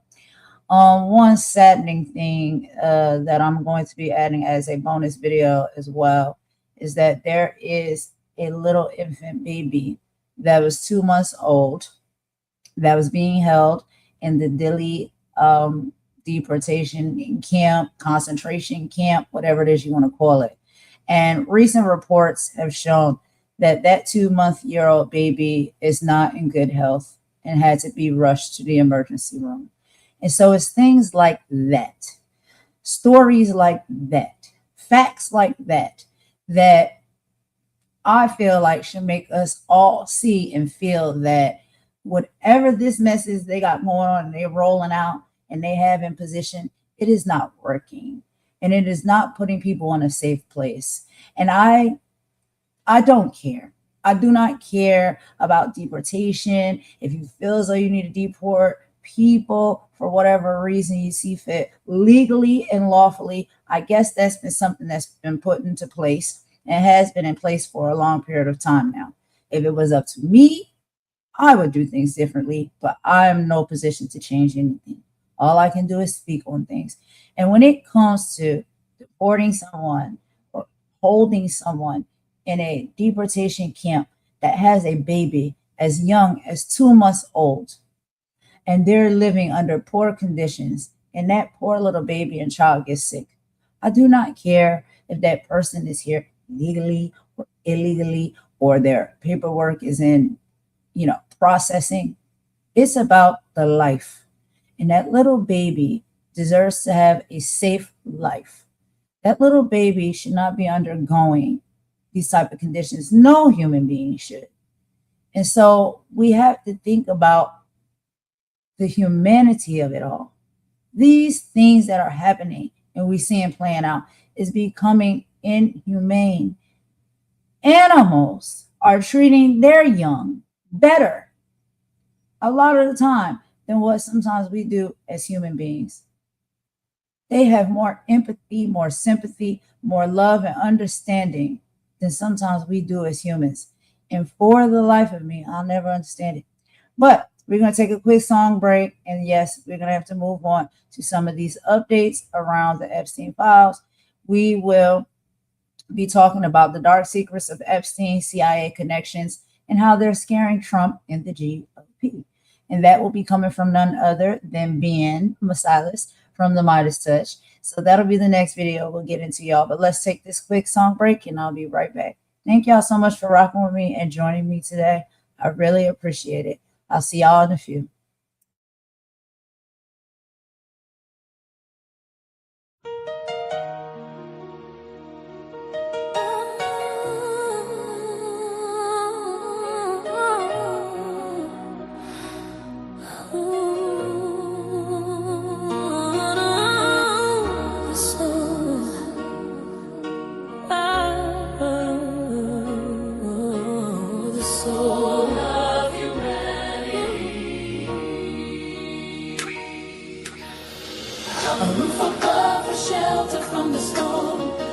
Gentle hand to keep a spirit warm. A plate of food, a mind that's free to learn.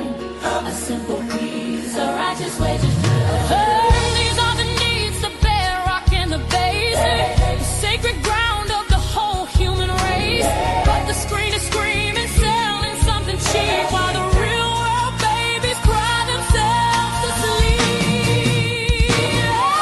We are human, blood and bone and soul. The right to be loved, the right to be made whole. This is our story, this is our sacred song. In the eyes of the Creator, it's where we all belong.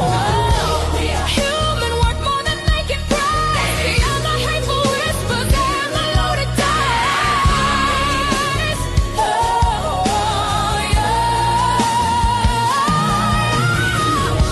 And pictures twisted and unreal. Teaching our children how they ought to feel. Their values in the label on your shoes. All the filter life you desperately choose. They magnify the hate, they celebrate the greed, and plant a poison, a suffocating weed. We gotta reach our children, pull them from the glow, and show them a beauty that the media don't know.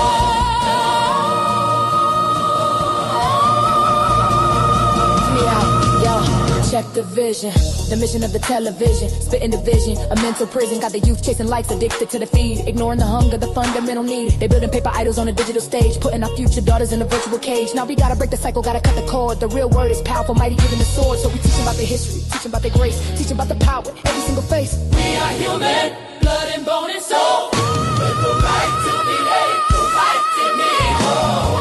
This is our story, this is our sacred song. In the eyes of the Creator, it's where we all belong. We are human, worth more than they can prize. Beyond the hateful whispers and the loaded ties.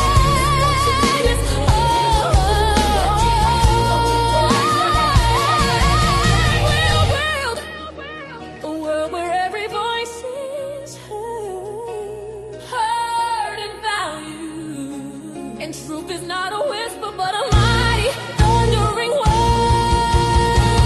A word of justice, a word of peace, a promise that the fight will never cease. This ain't just a track, it's a call to action. For every mother, father, every single fraction of the community holding it down on the ground. Time to get loud, make a revolutionary sound. Look your child in the eye, tell them that they matter. Tell them their spirit's something to know like a shadow. Tell them knowledge is the weapon, love is the shield, and the truth is the harvest. We gonna grow in this field. Yeah. Oh, yes we are.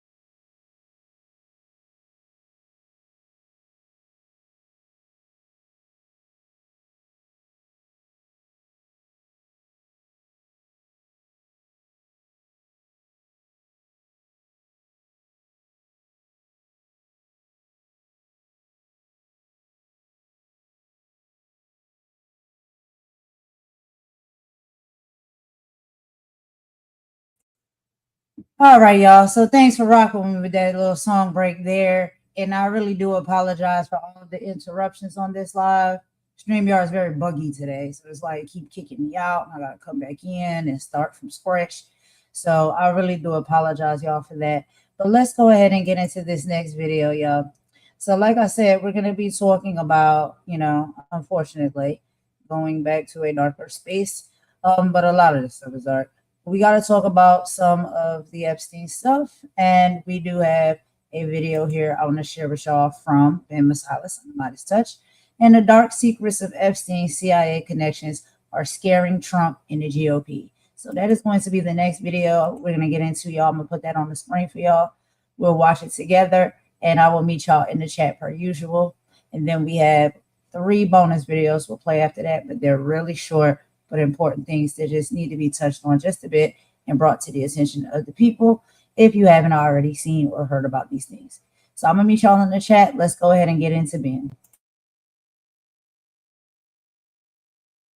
Republicans are panicking as Jeffrey Epstein's links to the CIA are becoming more and more clear as people look through the Epstein files. Hat tip to Jason Leopold at Bloomberg, who does an incredible job, and others who have helped locate these documents. But you see, Jeffrey Epstein's lawyers in 2011 and 2014 were sending Freedom of Information Act requests to the CIA, requesting all of the information in their file about Jeffrey Epstein helping the CIA throughout his career.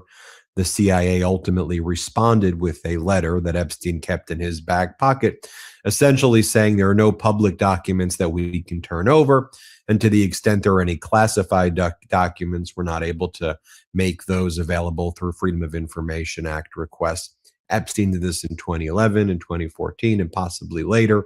You will also recall, based on our prior reporting, hat tip, by the way, to News 4 over in the UK as well, that there are likely 50 terabytes of information in the Epstein files that are still being withheld by the Trump regime. Many people thought maybe there's 3 million documents that have not been produced. And I'm not talking about the unredacted version of the unlawfully redacted version that the Trump regime made available recently that lawmakers saw, and it has some horrific things in the unredacted version that are unlawfully redacted. We're talking about, in addition to that, potentially 100 million, 200 million other documents, because 50 terabytes, like 100 million, 200 million files, maybe. We could be talking about billions of records. And that makes sense because we're talking about billions of dollars in financial transactions that also went through the sex trafficking ring with the money laundering operation that was adjacent to it. But let me break all of this down. I'll show you what's going on in the MAGA Republican world and state regime media. Your mind's about to be blown, so make sure you watch the full video. And by the way, hit subscribe. We're on our way to 6 million subscribers. Help us get there. So just for an example of what Trump, state regime media, MAGA Republicans don't want us talking about, it's things like this. Democratic Congress member James Walkinshaw from Virginia. We've had him on the Midas Touch Network before. Here he talks about reviewing some of the redacted Epstein files in the unredacted facility at the Department of Justice headquarters. He goes, when you read these, it's clear that Trump never kicked Epstein out of Mar-a-Lago. That's all a lie. It's clear that Epstein was always a guest and was someone who could go back to Mar-a-Lago whenever. Watch what Walkinshaw says here. Play this clip. I read a redacted document, illegally redacted in my view, where Epstein's lawyers had spoken to Trump, and Trump made it clear that he never kicked Epstein out of Mar-a-Lago. Why does he keep lying? Why has he done everything in his power to cover this up? Those are important questions, not to take away from any of the other individuals involved here. And then you have what Jason Leopold wrote about, how Epstein filed FOIA requests with the CIA, requesting documents regarding his affiliations with the CIA between 1999 and 2011, and the NSA for documents relating or referring to himself. Epstein didn't receive any records. He got letters back basically saying, we can't return classified information. Here's the letter from July 29th, 2011, from the CIA to Epstein. Okay, this is not me going into some conspiratorial territory. I'm reading for you the letter from the CIA to Epstein's lawyer, Martin G. Weinberg. Dear Mr. Weinberg, it says on July 25th, 2011, we received your letter pertaining to Jeffrey Epstein's Privacy Act request. It says you provided the necessary information in accordance with the Freedom of Information. We've searched, and it says we're unable to locate any information or records. However, it says, with respect to responsive records that would reveal a classified connection to the CIA in accordance with Section 3.6 sub A of Executive Order 13526, as amended, the CIA can neither confirm nor deny the existence or non-existence of records responsive to your request. The fact of the existence or non-existence of requested records is currently improperly classified and is intelligence sources and methods information that is protected from disclosure by Section 6 of the CIA Act. Although our searches were thorough and diligent, and is highly unlikely that repeating those searches would change the result, you nevertheless have a legal right to appeal the decision. And it's signed the Information Privacy Coordinator of the CIA. And on July 30th, 2014, this was sent to Mr. Indyke, one of Epstein's representative. This replies to your letter dated March 5th, 2014, appealing on behalf of your client, Jeffrey Epstein, the National Security Agency, Central Security Services, denial of his request of a FOIA, Freedom of Information Act records, files, communications, memorandum, orders, and agreements, and or instructions referring to or related from Mr. Epstein that were created from January 1, 2000 to January 2, 2014, and were prepared, received, transmitted, collected, and or maintained by the National Security Agency. I have reviewed this request and your letter of appeal. As a result of my review, I have concluded that the appropriate response is to continue to neither confirm nor deny the existence or non-existence of any intelligence material on the subject of your client's request pertaining to any NSA, CSS, intelligence programs or activities, including to programs authorized under Section 215 of the U.S. Patriot Act and Section 702 of the Foreign Intelligence Surveillance Act amended. To do otherwise would challenge under FOIA would result in the exposure of intelligence information, sources, and methods which could harm our national security and severely undermine NSA, CSS activities in general. For example, if NSA CSS denied having information in cases where we had no such information but remained silent in cases in which the information existed, it would tend to reveal in which activities NSA and CSS were engaged. Any further elaboration concerning these matters would reveal information that is currently and properly classified. Why aren't more people talking about this? I mean, hat tip to Jason Leopold for posting this. And then you compare that to other letters. I mean, you've got messages from Epstein to the former heads of the CIA, linking him with Peter Thiel. You have Bill Burns right here. Bill Peter. I think you two would enjoy each other. Or William Burns to Epstein, former CIA director to Epstein. Some retirement. Look forward to seeing you again soon. And enjoy the green blue sea in the meantime. Dude, Epstein knew all these people. Epstein was working with the former prime minister of Israel, Ehud Barak, the former prime minister of Norway, the royal family there. He was working with national security advisors in Eastern European countries. He was speaking intermediaries directly with Vladimir Putin. He was speaking with Bannon on a day-to-day basis about working on overthrowing Pope Francis. He was working on propping up Jair Bolsonaro, who became the insurrectionist MAGA president of Brazil. He knew about the annexation of Crimea before that was going to take place. And he told people in the Epstein class to short the ruble right before the annexation. He talked about getting Putin and others to start purchasing Bitcoin and crypto back in like 2013, 2014. I mean, he was involved in all of this stuff. He was the center. He was the intermediary. As I've said before, and I talked about this on the Midas Touch podcast, Donald Trump is a vessel of the Epstein class. And Donald Trump essentially, was like all these other basically props that they had people part of the Epstein class hoisting up this right-wing destruction of global order while using sex trafficking as their currency. I mean, it was absolutely sick. So with all of this going on, I mean, you know, I think I showed you the clip you've seen before of Donald Trump saying the Epstein files vindicate him. Total win, shows that he's done nothing wrong. I don't need to play that clip again. You've seen him say that on Air Force One. I did a whole video about it yesterday. But I just find it interesting what they're doing on state regime media to try to have people look the other way. And they're really making efforts now to rig the midterms because they know Donald Trump is toast. They know the Epstein files have just completely exposed this regime as a pedo regime, as a regime that protects pedos, and it's involved in covering up child sex trafficking. The cabal is right there in the White House. It's sick. I don't care what political party it is. These are depraved, sick animals in the White House. And how else do you want me to describe these sickos? You know, and everything they've been saying about QAnon and Pizzagate, they're doing all this stuff. These sickos. Hey, everybody. Ben Meiselas here from the Midas Touch Network. I wanted to let you know about my podcast partner, Michael Popak's new law firm. It's called the Popak Firm. Michael Popak's pursuing his dream of starting his own law firm, really based on the popular demand by all the Midas Mighty and legal AFers who are approaching Michael Popak with their cases and saying, can you help us? And at that time, Popak was not able to.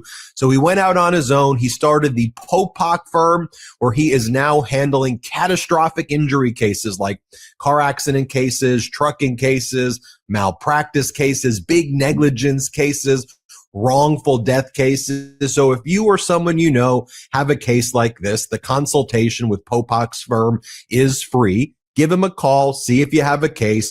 It's thepopakfirm.com, thepopakfirm.com, or you can call 877-POPOK-AF, P-O-P-O-K-A-F. So 1-877-POPOK-AF. Give Michael Popak a call. And I'm really proud of you, Popak. Thanks for all the hard work you're putting in. And so what are they doing on state regime media? Well, they bring on guests and hosts, and they start basically saying, you know, look, they had like Lee Greenwood with his Bible. And so on President's Day, you have like the Fox host saying, you know what? No matter what we're going through here, no matter what's going on in this country, we have our freedoms. We're so blessed. We're so blessed. Yeah, no mention of the Epstein stuff on state regime media. That's how pathetic they are. But they were so blessed. Here, play this clip. We were in church yesterday and we were just saying, and we all talked about this at lunch afterwards, how blessed we are to live in America. And no matter what you're going through, just take a step back and realize how fortunate you are just to be in a country where we have freedoms. You can go to whatever church you want to go to. We have food on our tables. We are so fortunate. What does this year mean to you? And they have Lee Greenwood out there selling their Bibles. They're selling their Bibles. Here, play this clip. Lee Greenwood. Thank you so much, sir. I wanted to make sure you understand that I have this Bible. This is God Bless USA Bible, talking about my song. Mm-hmm. And this is something everybody needs in their home. GodBlessUSABible.com. You can get one of these for Easter. Give it as a gift. I have one for all of you. Thank you. Thank you. Sweet of you. You have such a beautiful heart. Thank you so much, Lee, for what you do. Thank you.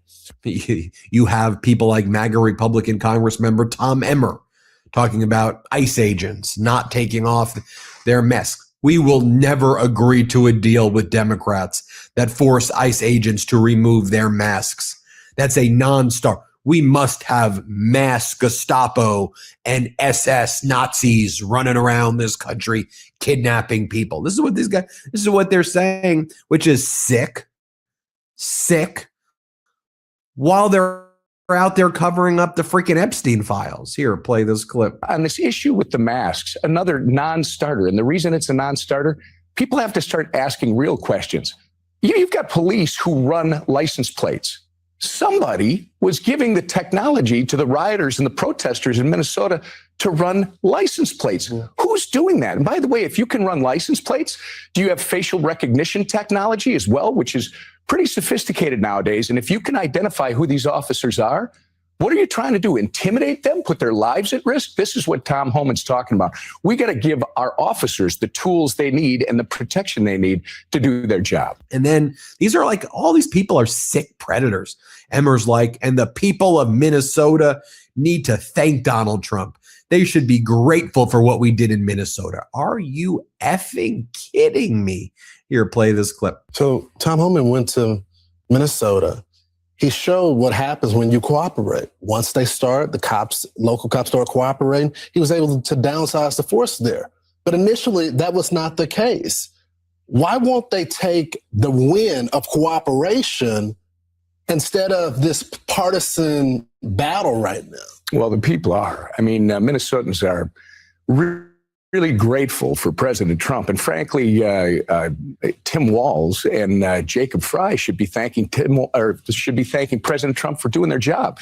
They took 4,000 illegals off the streets of Minneapolis. Some of the worst, rapists, murderers, drug dealers, pedophiles.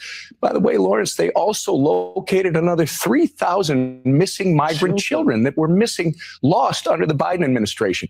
That's incredible. They're like, why would we want warrants? No one likes judicial warrants. Judicial warrants aren't a thing. Yeah, it's called unreasonable search and seizures. What do you mean it's not a thing? It's literally in the Constitution. Here, play this clip. There's no common sense here. This is all politics. They're talking around the issue. What they're doing, Lawrence, is they want reforms that frankly protect illegals and criminals at the expense of tax-paying citizens. Let's go after that warrant one. You already have administrative warrants, and Americans, if they were told the truth by these guys, would understand in order to get an administrative warrant, the defendant, the subject of the warrant, has already had full due process. Now they want what they say is a judicial warrant. And on its face, it sounds reasonable, right? Well, we got to get a judicial warrant. The administrative warrant is already the same thing. Putting a judicial warrant on top of that, you'll never get a judicial warrant in the timely manner that you need to get it. So the result, mass amnesty, which is essentially what we had under the Biden administration. They want this again. They make it sound like it's something good. It's not. And then they all launch into this new attack on women. I mean, it's not a new attack. This is how they frame the issue about, the SAVE Act that they talk about, SAVE Act. They want women, when women vote, women would have to show up with their birth certificate, with their current ID, and with an affidavit saying that they are the same person in their birth certificate on their ID. So their maiden name is different from their ID, and they need to do an affidavit under penalty of perjury. So when a woman shows up to vote, they need 3 documents: license, birth certificate, affidavit, all in once, or a passport. And if you don't have all 3 of these types of documents, a woman will be rejected from voting. So now the talking point, though, and again, while they're covering up the Epstein files, while they're covering up the fact that dude's probably a CIA agent, and I'm not trying to be conspiratorial, I'm reading you the documents, right? I just read for you what's in the files themselves. Their new talking point is, it is so disrespectful to women to say that women are too dumb that they can't bring a birth certificate, affidavit, and their license. Why would we be so disrespectful to women to say they can't bring all 3 documentation? That's discriminatory to women. Women want to bring the 3 documentation. That's where they go. So here you have Emmer saying it. Here, play this clip. Let's not treat women. You worked with a lot of these women in Congress. They are brilliant. They're smart. Why do you suggest that they don't know how to prove their citizenship by bringing a passport or a birth certificate or a marriage certificate and or the new Social Security card that gets issued right after they get married? This is all nonsense. This is something that's common sense. Almost all Americans agree with it. Its time has come. You must prove that you're a citizen when you register to vote. Makes sense. You got plenty of time to get that done. And you got to show up with a photo ID to prove that you are the person that is indeed the citizen entitled to vote. It's an easy thing. It should be done tomorrow. Here you have MAGA Republican Chip Roy saying it. Play this clip. A lot of people are asking questions. They're saying, well, that's going to prevent women who've got complications with name changes. Hold on. We actually allow a fail-safe that you go and you can sign an affidavit that says, this is my driver's license. My name is Sarah Jones on my driver's license. Here's my birth certificate, Sarah Smith. I certify under penalty of perjury that I'm the same person. And we allow that. And we allow states to make other mechanisms under their laws to make sure that they match it. So we're just requiring a process. And here you have the Fox host saying it. Play this clip. There are already laws on the books, but let's also look at what has also been determined. In 24 years, there have been 77 illegals who have registered to vote. How many of those 77 have voted?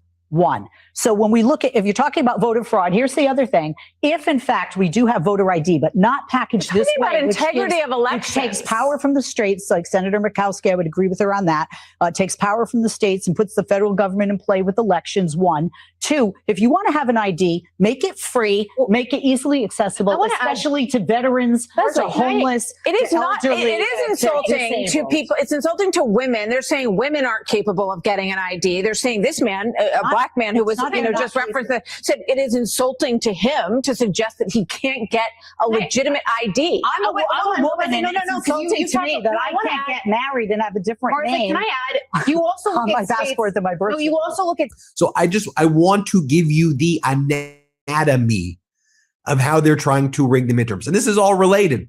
Why? Because the Epstein class is freaking terrified right now.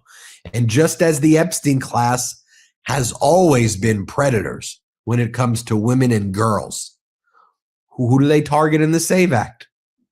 Women. Girls becoming women.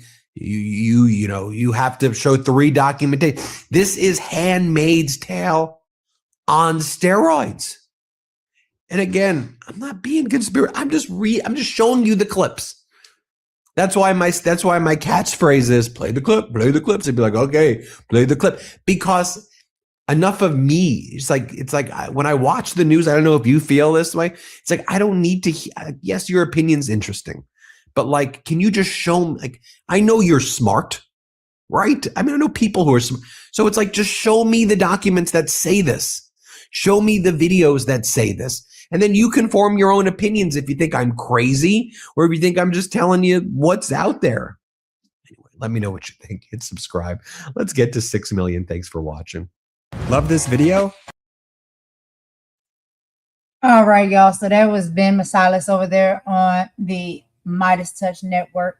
If y'all haven't checked out his channel either and haven't subscribed or become a member yet, you really should.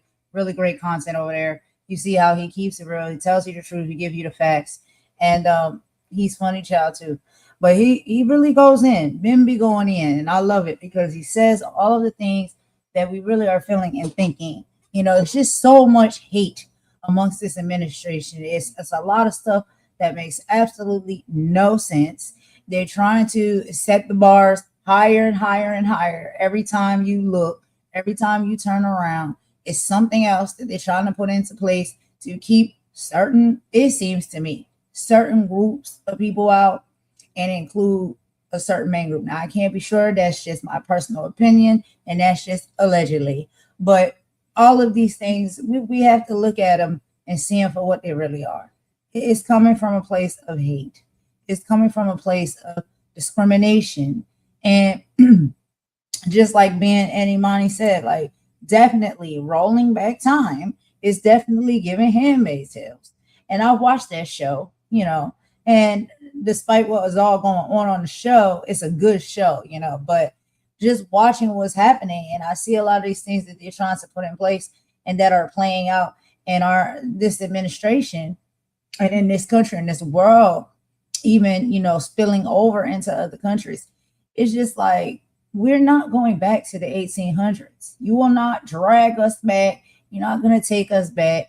We have made steps and strides to be in this current day time, this present day time where we are right now. There are more people, you understand, that love and get along and are accepting to each other. And that's how it's intended to be. And we have done it. We've been successful with doing it. There's mergers. There's some things that could get better on certain things, But with this evil and this hate and taking us back and trying to build a wedge between us again and make us hate each other all over again and separate from each other all over again and fight each other all over again, we sometimes can, I think, subconsciously fall into that, right? Because it is all of this, they're playing with your mind. They're trying to hypnotize you into doing this type of stuff, you know? And before you know it, you look up and you like, yo, I'm participating in this. You know what I mean? Like I'm repeating these rhetorics. I'm carrying this energy. I'm carrying this hate in my heart. And you wonder, where is this coming from? Because they are trying to brainwash us again to go back to how things used to be very, very long ago. And we're not going back to that. We've made too much progress. We're doing okay. And we will continue to do better. But in order for us to do better, we still got to remind ourselves that we still got to stick together and love one another and understand that we are the same. We are more alike than different in every turn. And we will not allow them to push us backwards, to have this hate in our heart towards each other, to fight against each other, to tear each other down. That is not what's been intended. That is not what our ancestors fought for. And respectfully, y'all know, like over here with me and my mom and stuff, yes, we are believers in God and Christians and stuff like that. We're spiritual beings, not so much very, all into religion, but I don't judge anybody that's in religion. This is our personal belief. And so you'll hear me say God and stuff like that sometimes here on this channel and my mom as well. This is not what God intended for us. This is not how God intended us to live and be towards one another. We're all family. We all are connected.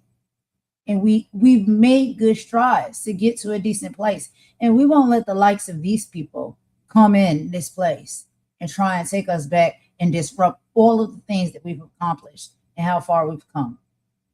And we have to keep fighting for that and pushing forward for that and keep that alive, because that is how we survive. That is how we win. Our differences are unique. That's what makes us unique. So that makes us even more beautiful. It's not something for us to hate about each other because we're different. It's something for us to embrace about each other because it's unique and it's beautiful. We weren't all created to be the exact same. We're not clones. But at the core, our core needs, our core values, our core, presentation is the same.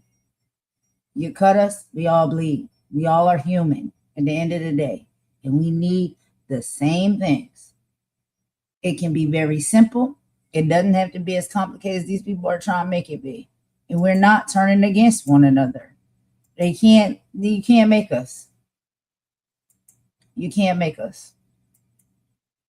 And yes, sometimes we do fall short because this stuff is constantly just draining down on us and pouring down and pounding down on us. And sometimes making us, not think clearly. Not think or feel or move and operate from our hearts, with our integrity, with our love, with our understanding, with our empathy. Sometimes we fall short from that, but we'll get right back. But anyway, y'all, because y'all know I can talk up a storm, let's go ahead and take a quick song break on the brinks of what we just talked about, that we are not going back. And after that, I have 3 bonus videos I'm going to go ahead and get into, y'all. We got to talk about the 2-month-old baby at the Dilley Detention Center that has now been diagnosed with bronchitis and is not doing so well. And we also will be talking about a deliberate policy that goes hand in hand with that to harm children. There is a conversation around that from MS Now that we will get into. And then we will leave it with a little bit of, a little bit of truth, but a little bit of comedy too. And so we'll slide over there and listen to my boy that I love, another channel that y'all got to support and follow as well, Reese Waters. And we'll be talking about how, and this is the description of the video, but Black MAGAs and Latinos for Trump flock to ICE. But it's not all. It's just some. We'll get into that. Let's take this quick song break, and we'll be right back. Thank y'all so much for your support and rocking out with me today. I'll see y'all in just a bit.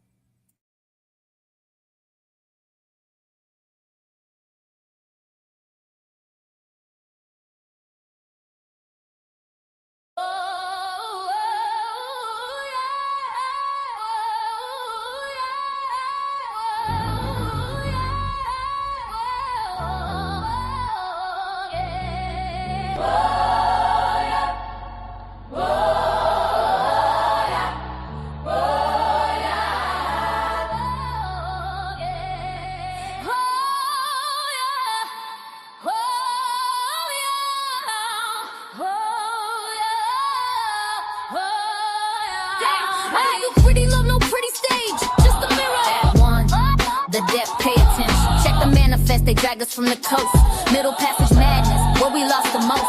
Packed in hoes like cargo, spirits in a cage. Built a brand new nation, lived a life of rage. Yeah, we were the property, the 3/5 compromise.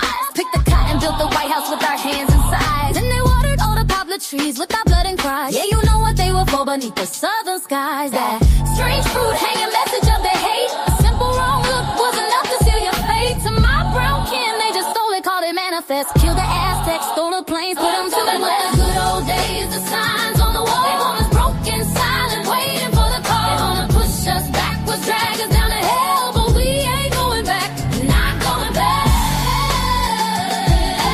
We ain't going back. We ain't going back. We ain't going back. Let's talk about a word.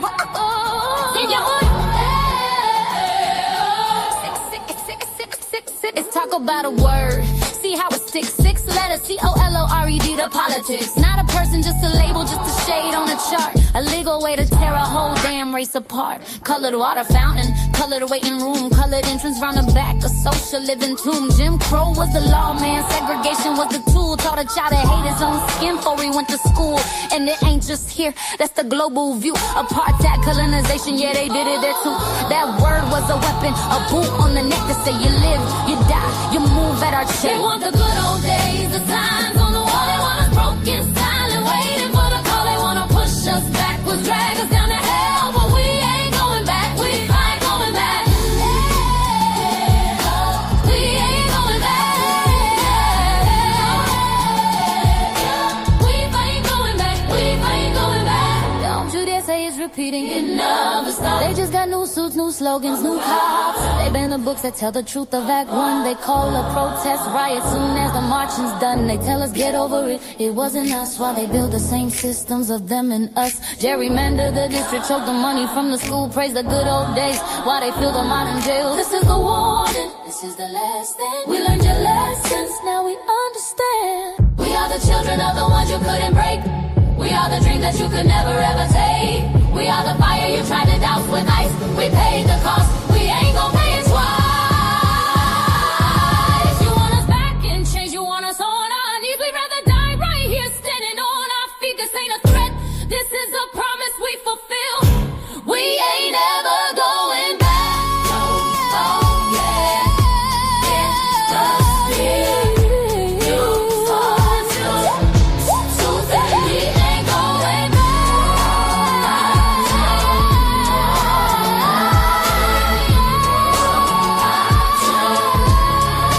We ain't going back there. We'll fight you tooth and nail.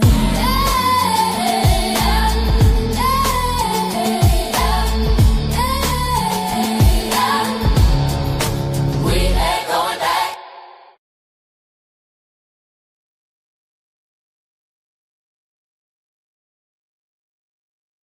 Meanwhile, we have an update on the 2-month-old suffering from bronchitis at the ICE detention facility in Dilley. Now, it's been a busy night, I should say. We've learned tonight that according to Congressman Joaquin Castro, he and his family have been deported to Mexico. In a statement earlier today, Congressman Castro said that Juan Nicolas had respiratory issues and at one point was unresponsive. He was taken back to the Dilley facility around midnight last night. Castro had been concerned about the baby's well-being and lack of medical care. Well, then earlier tonight, KSAT heard from ICE, which released a statement confirming that Juan was treated at a hospital in Pearsall, and that hospital staff found the child's condition stable, and he remained alert and responsive during the evaluation. The statement went on to say, quote, the hospital did not admit him, and he has since returned to Dilley, where medical personnel continue to monitor his health. He is in stable condition, alert and responsive, and continues to receive proper care, end quote. All right, separate from all of this, in other posts made on social media just this evening, Congressman Castro said that he spoke to the child's family attorney, who says the family has been deported back to Mexico. They are not in Dilley. His latest post reads, quote, after a discussion with their attorney, I have confirmed that Juan, his 16-month-old sister, his mom, and his dad have been deported. According to their attorney, ICE deported the family with only the money that they had in their commissary, a total of $190. To unnecessarily deport a sick baby and his entire family is heinous. My staff and I are in contact with Juan's family. We are laser focused on tracking them down, holding ICE accountable for this monstrous action, demanding specific details on their whereabouts and well-being, and ensuring their safety, end quote. Now, following that statement, just within the last hour, I myself reached out to ICE for confirmation on whether the family, in fact, has been deported back to Mexico. Their public affairs officer told me that they are looking into it right now. We will continue to keep you updated as we learn more.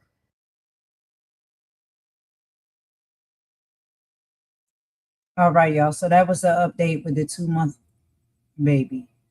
Can you imagine you having your baby?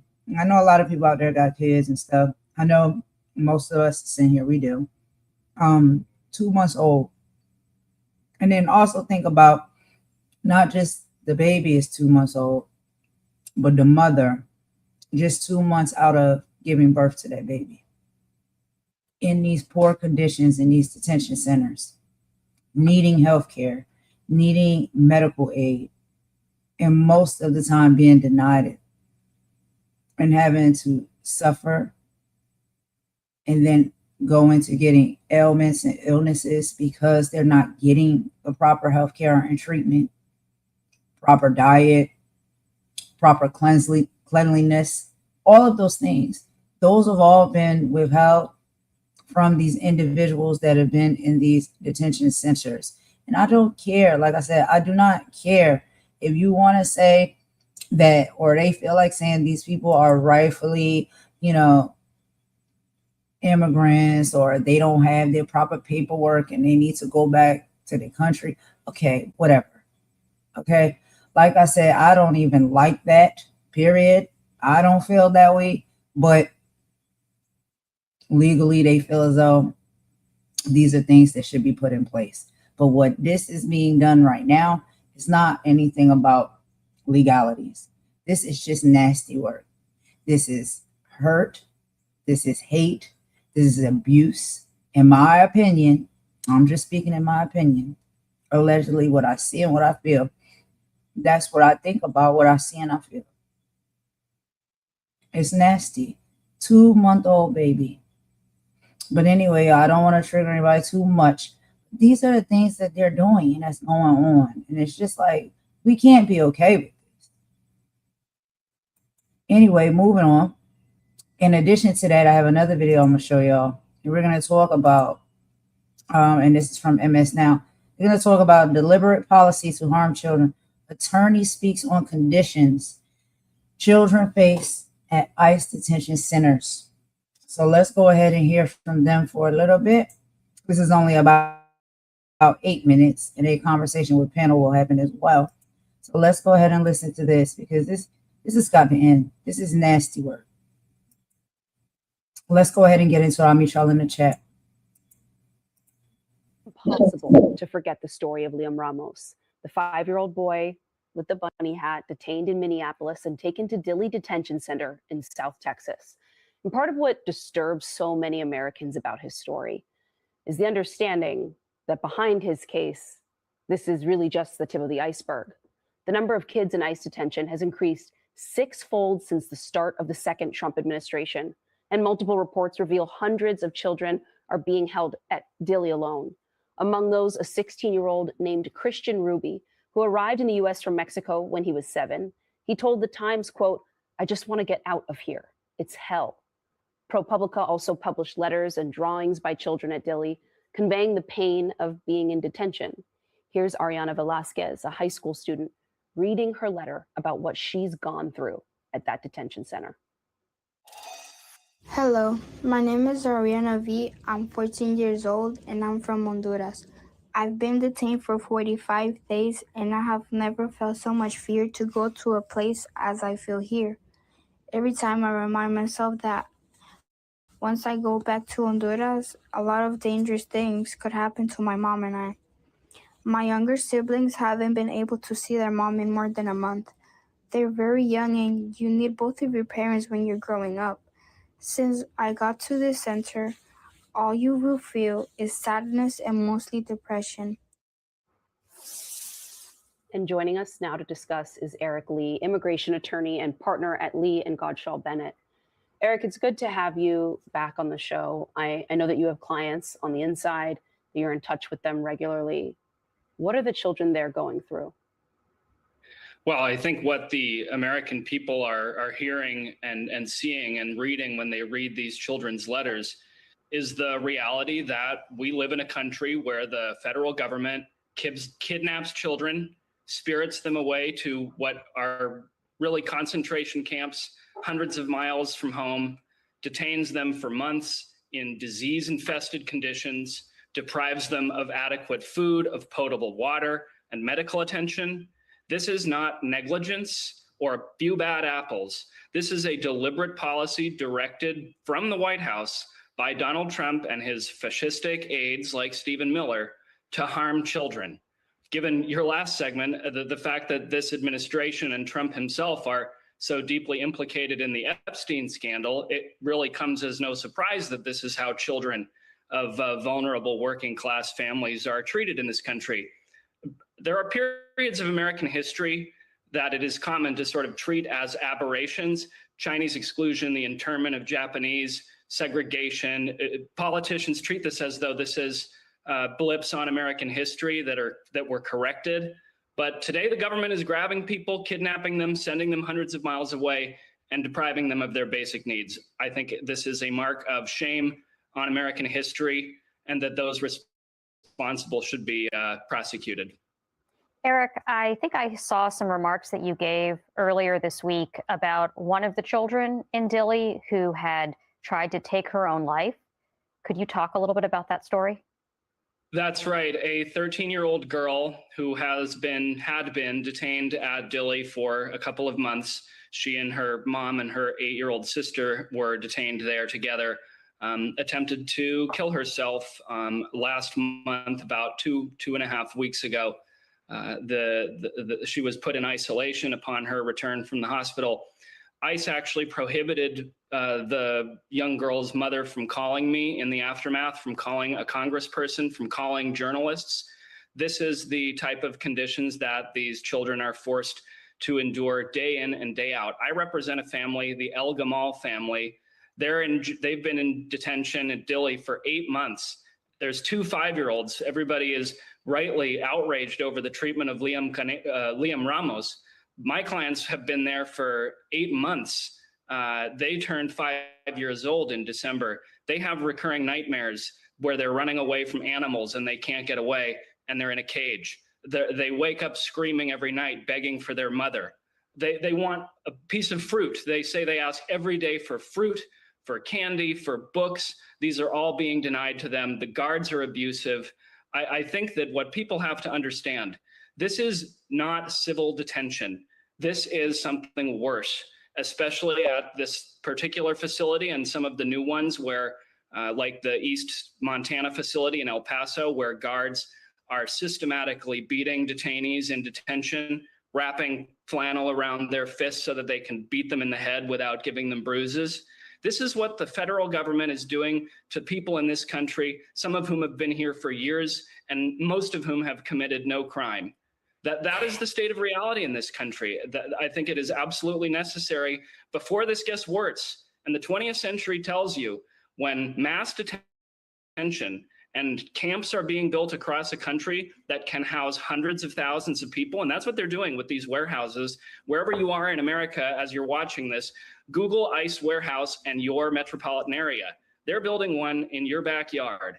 And it's incumbent upon the whole American population and really the population of the world to stand up, get out there, and stop this from becoming reality. Because having been in these facilities, speaking to the people inside, we are going down a very dangerous path in this country if the population doesn't stand up and fight back.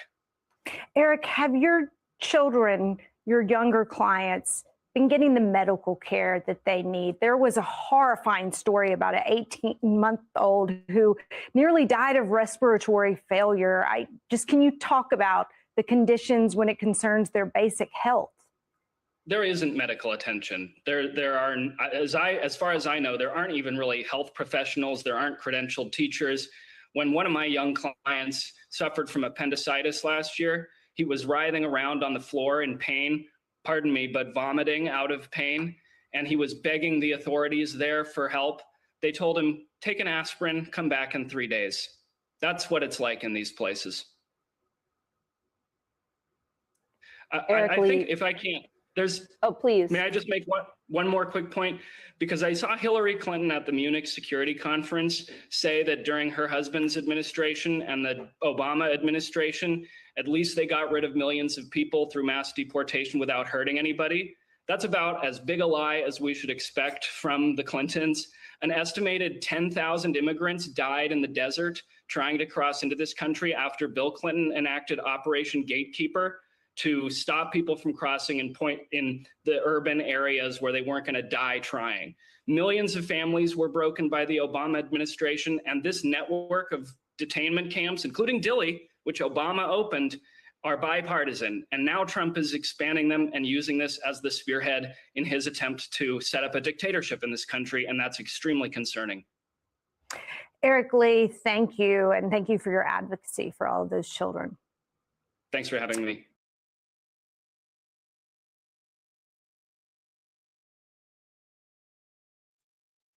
All right, y'all. So I just wanted to show that quick video too. I know it's kind of triggering. And it's very sad. It's very sad because this is the reality of what is happening in a lot of these detention centers. There is, adults, and as we see children, they're getting sick, they're depressed, they don't want to be there. They've been held there for multiple months, like they're in a prison of some kind. And I just can't believe that this is supposed to be the norm. Like that this is what's supposed to happen. This can't be. This can't be, and it can't continue to go on. And I know if anybody else has any empathy in their heart or love or understanding, especially if you got kids of your own, you would never want to be in no predicament like that, where your kids are suffering, they're sick, they can't get the health care they need. They're living under nasty conditions.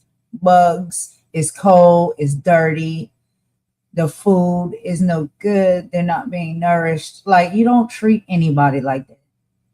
Animals don't even get treated like that at the hands of most people.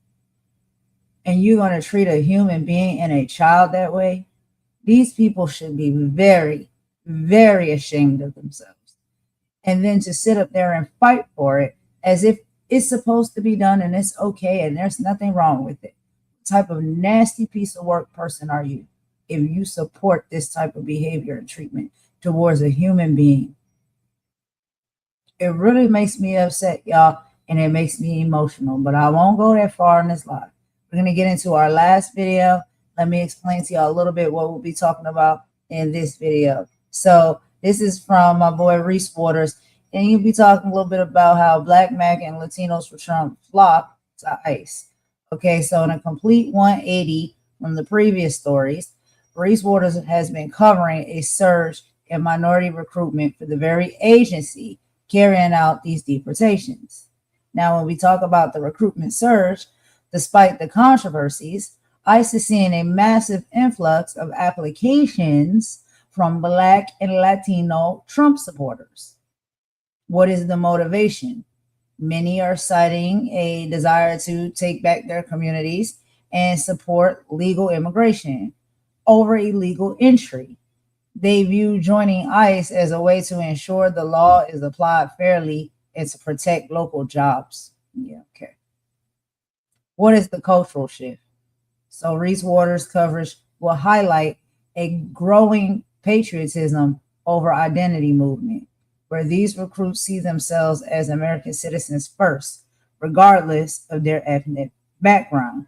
So let's go ahead and get into a little bit of this video, yo. I'm gonna try to play the whole thing, depending on how long it is, because I know I done held y'all here for quite a bit of time.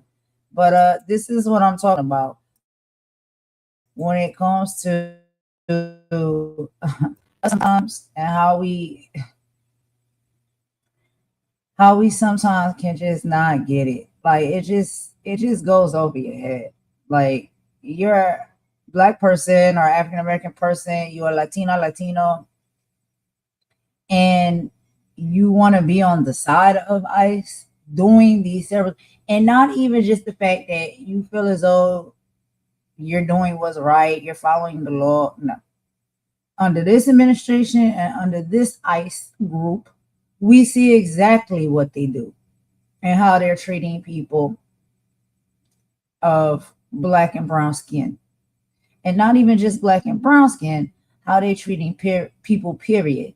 Even if you support or you try to defend or speak up and fight against their wrongdoing, even if you are a Caucasian person, apparently you can be pout down in the streets too, because you just don't go along and get along and agree with what it is they want to do and how they feel and the hate that they have towards people. And so I just don't know, like, but we understand people got to put food and stuff on the table. I get that. Really get that. I get it. But this job, you could have taken any job at any given point in time. You want to work. I understand that. You need the money to feed your family. I understand that. But under this administration and signing up to be an ICE officer, moving and operating the way these ICE officers do under this administration, you want to sign up right now? Well, guess what it's got to be about, y'all?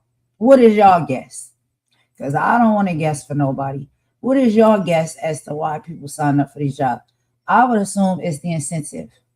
I would assume that they are promising a grip of money. I don't even know if it comes with health benefits or what. Knowing these shady, shiesty ones, it all sounds good when they promise it to you, but are you really going to get it once you get there? But I would assume it's got to be some type of incentive. Or is it an internal hate? What is it? What is it? Because I couldn't and I wouldn't. I know I need food on the table and I need bills to be paid. I got a son to feed and I got a mother that needs help. Sure do. But when I say, hey, yeah, I'm going to take this position with ICE as an ICE detention agent, knowing that this is how they move. And it's not to say that all of them operate that way. So maybe they're taking the jobs that are not the ones that's out here wrestling people down to the ground or powing people up. Maybe they're just taking the regular jobs, right? Maybe the regular jobs that have been in place and they say need to be in place for all of this. Can we keep hope alive that they're taking those jobs? That's what's, attracting them now to apply for this position? I don't think so. Because I think if it was just regular, like it used to be, you would have applied a long time ago. Why are you just applying now? There's an incentive of some kind. And if people want to put incentives against over humanity, that's when I think we really have lost our way. Because there's money out here to be made, trust me, in all different places and spaces. But there's certain things that you can do if you just don't care. And people who do care, it's just certain things that they won't do. So I don't know. Let's hear more about this story before I start going on a tangent and preach. But I can't believe this. Come on, Reese. What's going on, bro? Let us know. And again, if y'all have not checked out Reese Waters' platform, please go over to his YouTube channel. Subscribe to his channel, become a member over there, spend some time over there. He's a really dope dude. And I'm telling you, his channel is really fun and it's really nice. because like it's so family like, you know, like even if you're in the chat, everybody is on it. They know what's being talked about. They're kind to one another. It's a really great experience going over to his channel. And he's hilarious. He's a stand-up comedian. So he brings the comedy and he brings the truth. But let's go ahead and get into it. We'll watch it together, y'all, and I'll meet y'all in the chat per usual.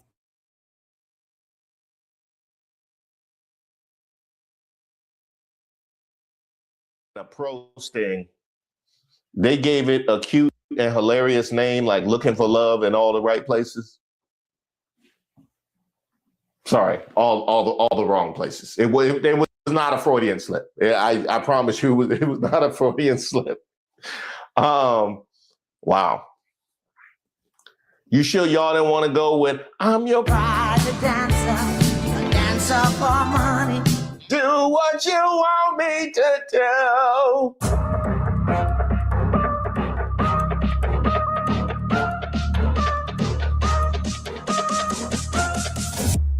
Shout out to all the subscribers and the members here on the channel. Don't forget to like the video.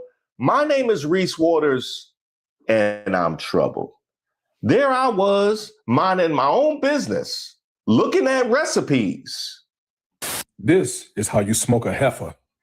And to be clear, I'm not going to ask any questions of this witness because this witness has revealed that she has no intentions of answering questions. But instead, I'm going to ask some very basic questions really quickly of my colleague, Becca Ballin, if she will answer right or wrong, raping children. Wrong. Right or wrong, killing random citizens.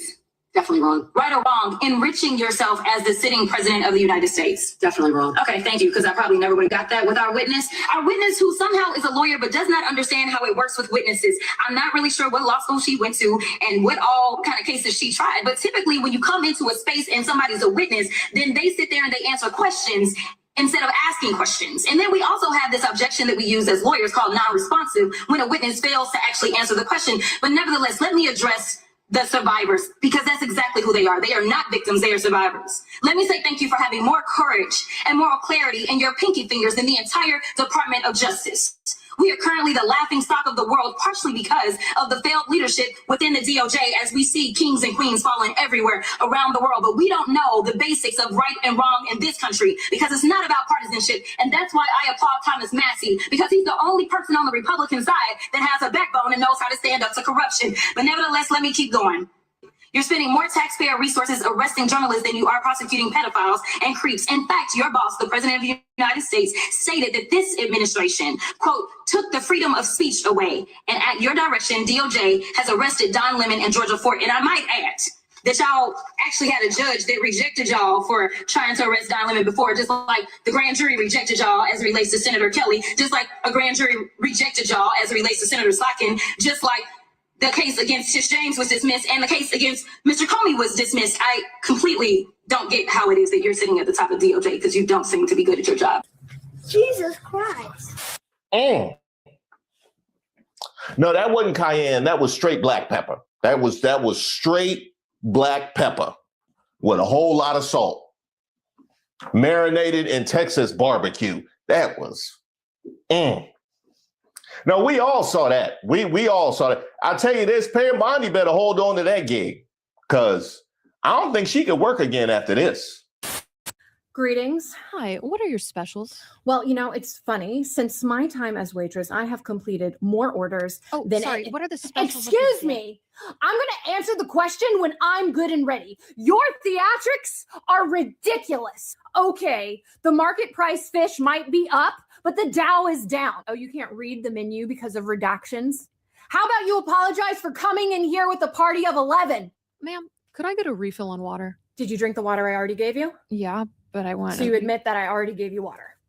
Yeah, but I I yield want... my time. Ma'am. Oh, so you want to complain that I gave you pickles when you said you didn't want pickles, but how about you apologize for a complicated order? I have yet to hear an apology from you, or you for that matter. What are the gluten-free options? How about you grow a pair? A turkey burger?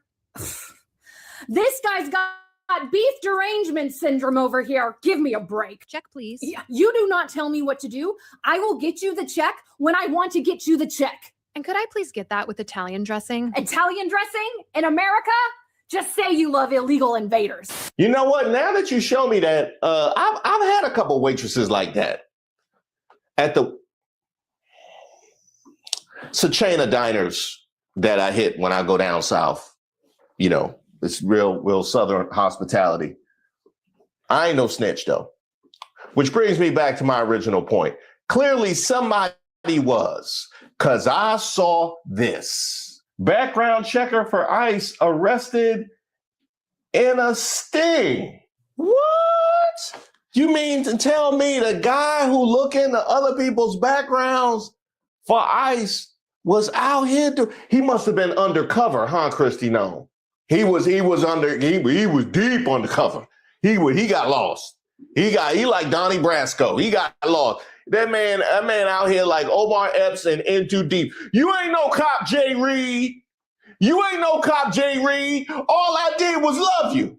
Brashad Johnson, a 36-year-old from Maple Grove. Wait.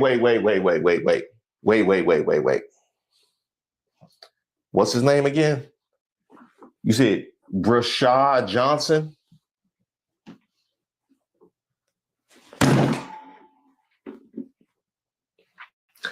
Pull up the photo. Pull up the photo. Ain't that your cousin Brashad? Ain't nobody tell him go work for ICE. First he working for ICE, then he get... I don't know what to tell you. I don't know. Hey, the black and brown ICE officers out here looking crazy. I will tell you this, brother. What? You know, I will tell you this. You raise your voice, I raise your voice. If I raise my voice, you'll erase my... Exactly, yeah.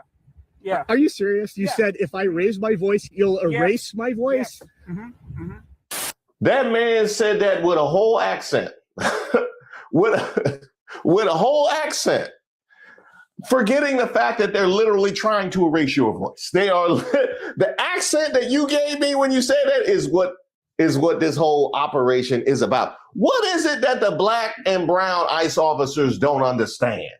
When the courtroom portion of the shitty reality TV show does begin, ICE agents will begin throwing one another under the bus to offering testimony to avoid accountability for themselves. And Kristi Noem's not going to keep you out of the hot seat. She can't even keep herself out of the hot seat.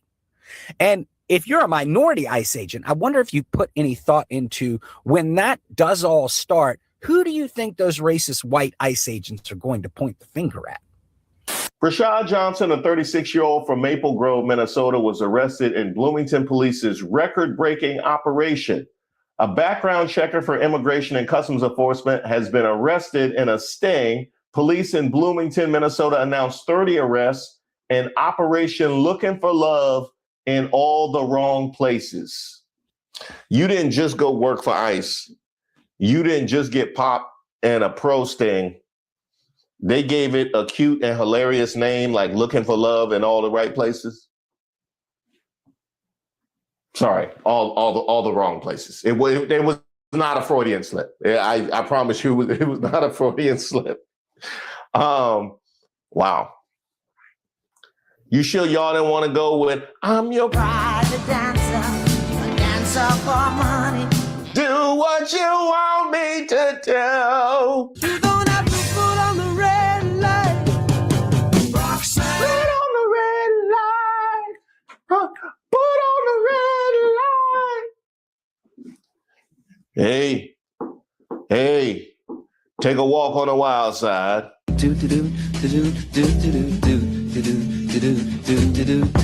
Voulez-vous coucher avec moi ce soir? Voulez-vous coucher avec moi? Call me on the line. Call me. Anytime, call me. Huh? It's not? Yes, it is. Why you think she said call me anytime? Why you think she was always available? Toot. Hey, beep.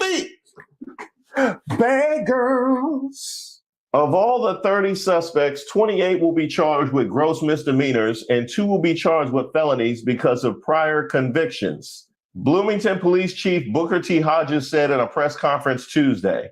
During the operation, local authorities talked to more than 330 people trying to purchase in Bloomington. Among those arrested was 36-year-old Brashad Johnson of Maple Grove. I got a question. You said you talked to 330 people looking to purchase, and you made 30 arrests? So was the rest of them was just unhappy with the price, or what happened? They were haggling over terms and conditions? Like, why? What happened with the 300? You said they were down there looking to purchase. Would she tell me something? Oh, you got a video? It's Valentine's Day, a day about love, compassion, and not being alone. Unfortunately, some people try to celebrate by buying companionship. We get it. Any port in the storm, right? But this isn't how you go about it, and we want to remind you that is illegal. Wait a minute. Did they make a whole promo video? They made a whole promotional video. So you didn't just go sign up for ICE and they get popped in the pro sting. They hit you with a looking for love in all the wrong places and a promo video. Social media gonna be the death of us, I swear. It really is. Hey girl, what's up with your fine self? Hey, sexy. Feeling real lonely tonight. Do you want to keep me company? Want to keep me company? Yeah, girl. I would love that. Do you want to hang out tonight? Absolutely.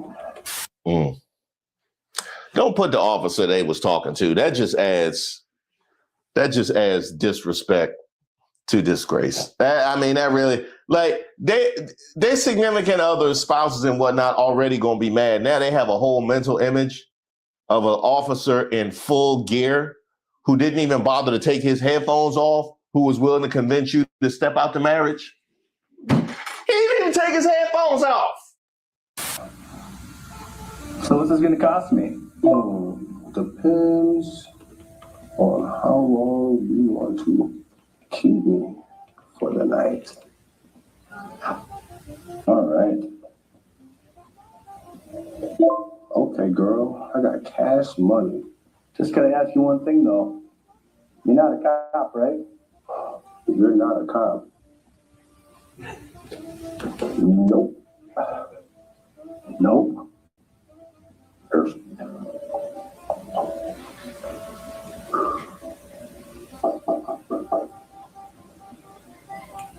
Who is it? Come on now, dog. Come on now. Brashad, tell me they actually used a female officer. Please tell me you didn't go for who is it? Please, come on, Brashad. This just getting ugly. You know, like the mental image you gonna have after this promo video.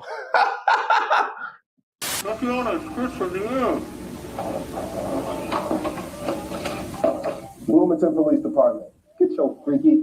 Look, prostitution is not a victimless crime. And here in Bloomington, we're going to protect people who are being exploited while keeping our community safe. So be careful when you're messaging this Valentine's Day. Could be us. In the Orange Jumpsuit District, we don't put up with that. Happy Valentine's Day, Bloomington. Oh, did we get those chocolates? Yeah, we got you, Mr. Freaky. Oh, that was just to set up them lining up all the people that actually got Bloomington. Bloomington. Are y'all trying to be funny? Are y'all really trying to be funny with all of this? I'm with it. I'm with it. I just needed to know for entertainment purposes. Like, please. Folks are real creative in what they come up with. But in all seriousness, I'm going to talk to you today about an operation that we did. We arrested 30 people, which is a record for us in one of these operations. 2 of them will be charged with felonies because they had prior convictions. 28 of them will be charged with gross misdemeanors. We talked to over 330 people looking to purchase sex here in the city of Bloomington.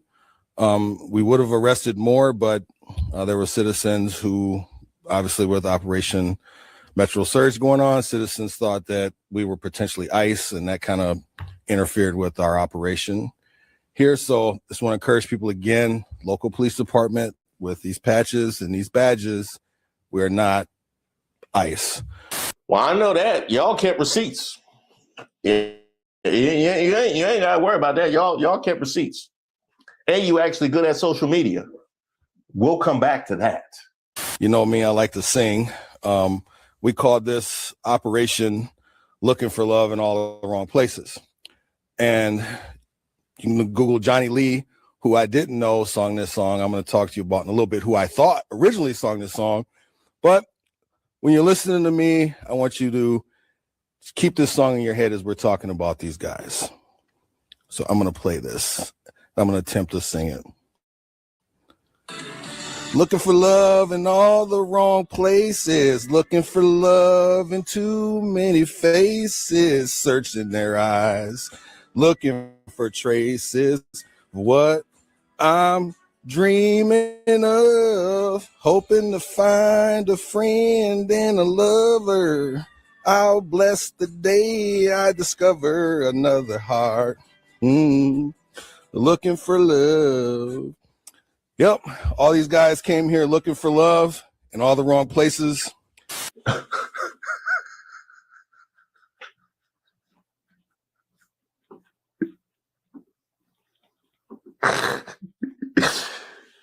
It's bad enough you got popped in the sting by a jurisdiction that does this, but they gonna sing while they pan over to your face. Bruh, it's gonna be some rough days in the yard. It's gonna be some real rough days in the yard. And you're gonna have that song just stuck in your head. No, he wasn't bad. He was better than anything I heard at the Turning Point USA halftime, if we're being honest. That might have been a way to integrate it. He could go on tour with Laura Trump. And the person who I thought sung this was Eddie Murphy. A tribute to him, looking for nub in all the wrong places. I was looking for nub in all the wrong places. Seriously, that's who I thought sung this song before we got to that. So a tribute to him. Wait, you mean that song is not sung by Eddie Murphy? That ain't Eddie. I thought Eddie Murphy party all the time, looking for nub, too hot in the hot tub. Those are the three hits. He does a lot with coffee. Well, we don't brew coffee in the jail, but we do give you a Jimmy Dean's breakfast sandwich. Mr. Brashad Johnson, out of Maple Grove. This is the most disturbing arrest that we've had here. He is a backgrounder for ICE, Homeland Security, and federal agencies. So when you're getting your security clearance, this is one of the guys that does your backgrounds, which is kind of scary. So we locked him up. And I think if you're going to be, these people get access, they get a high security clearance, right? Because again, for all the ICE agents, Homeland Security agents, and people getting security clearance, this is one of the people that does the backgrounds. And you come here trying to purchase sex. We locked him up. I don't think he's going to be passing a background check no time soon. A spokesman for the Department of Homeland Security denied that Johnson works for ICE. This individual is not an ICE employee or contractor. He has no affiliation with ICE, the spokesperson told The Independent. This is just another smear peddled by sanctuary politicians and the media, leading to a 1,300% increase in assaults against our brave ICE law enforcement. The Department of Homeland Security's figure on assaults against ICE agents was not verified. Oh boy. Okay. No, I'm gonna take my time with this one. I'm gonna take my time with this one, like Jasmine Crockett. Straight barbecue. Let's start here. DHS, do you want us to take you seriously or not? Because you out here just throwing out statistics, denying any level of culpability and having no accountability whatsoever. But then this is how you moving online. Getting ratioed by Cardi B. Cardi B jokingly threatens to jump ICE at her concert. To Homeland Security, as long as she doesn't drug and rob our agents, we'll consider that an improvement over her past behavior. If we're talking about drugs, let's talk about Epstein and friends with underage girls. Why don't y'all want to talk about the Epstein files? Almost 60,000 retweets and 370,000 likes on Elon Musk's website. How you lose that bad with the tables tilted that far in your favor? More importantly, why are you out here getting ratioed by Cardi B in the first place? That's what I'm talking about. Do you want to be taken seriously and have any level of credibility whatsoever? The last time we heard from y'all, you were trying to convince us that Renee Good put a whole battalion in the hospital and Alex Preddy was playing laser tag with the flashlight on his phone. Things y'all still haven't properly cleaned up. And you want to have a level of credibility here? Is that what's happening? And by the way, y'all not even done. Y'all remember last month when they got right-wing media to pump out attempted murder and an ICE officer is fighting for his life after he was allegedly ambushed with a shovel and broom handle by 3 illegals? Only to pop out quietly this month, DOJ moves to drop criminal charges in alleged shovel broom attack in Minneapolis that led ICE to open fire. Newly discovered evidence in this matter is materially inconsistent with the allegations in the complaint affidavit, according to prosecutors. Move to dismiss against 2 defendants. Look like the 3rd suspect was never charged. Did they even have a broom and shovel? Huh? Were they just cleaning up outside the bodega? Is that like, and you want to have any credibility whatsoever? Your credibility is set to Ray J right now. And you got all the accountability of Bobby Womack out here talking about, you shouldn't have trusted me so much. That's exactly how y'all look. You would have been better off just saying absolutely nothing. That's how bad your name is at this particular point. Pam Bondi think your credibility is shot. By the way, that chief looked familiar. Don't we know him? Don't we know him? I thought from Operation Creep. I'm a weirdo. The 16 men arrested have different backgrounds, different occupations, but they all allegedly fell for the same thing. And the police chief, he made a show of it. You know, I do car karaoke and I can't sing, so I'm going to butcher this, but we'll be all right. But I'm a creep. I'm a weirdo. This is a song these guys were singing. What the hell am I doing here? I don't belong here. Get that song in your head. I'm a creep.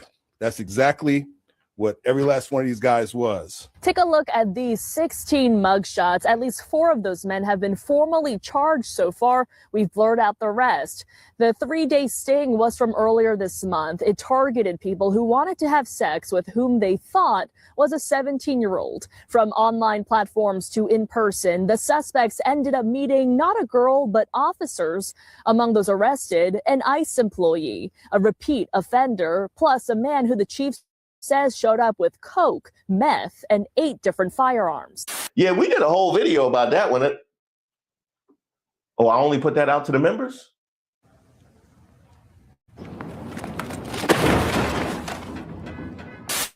Well, everybody gonna get it now. Yes! Everybody gonna get that one. thank Rashad. We got an Operation Creep and an Operation Looking for Love in all the wrong places. We might get a tiny dancer after all.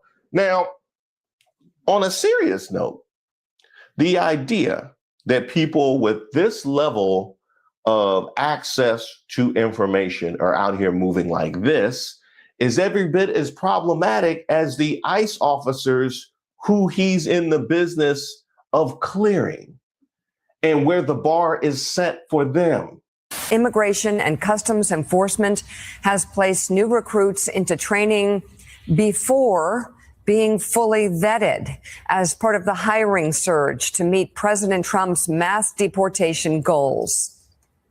As a result, ICE officials later discovered that some recruits had criminal backgrounds, failed drug tests, or did not meet physical or academic standards. What's more, some recruits had not submitted fingerprints for background checks, which is a violation of ICE hiring policy. In fact, one recruit had prior charges for strong-arm robbery and battery related to domestic violence.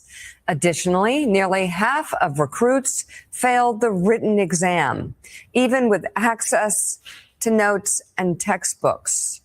All of this as ICE has shortened its training program from 13 weeks to 6 weeks to accelerate the onboarding process.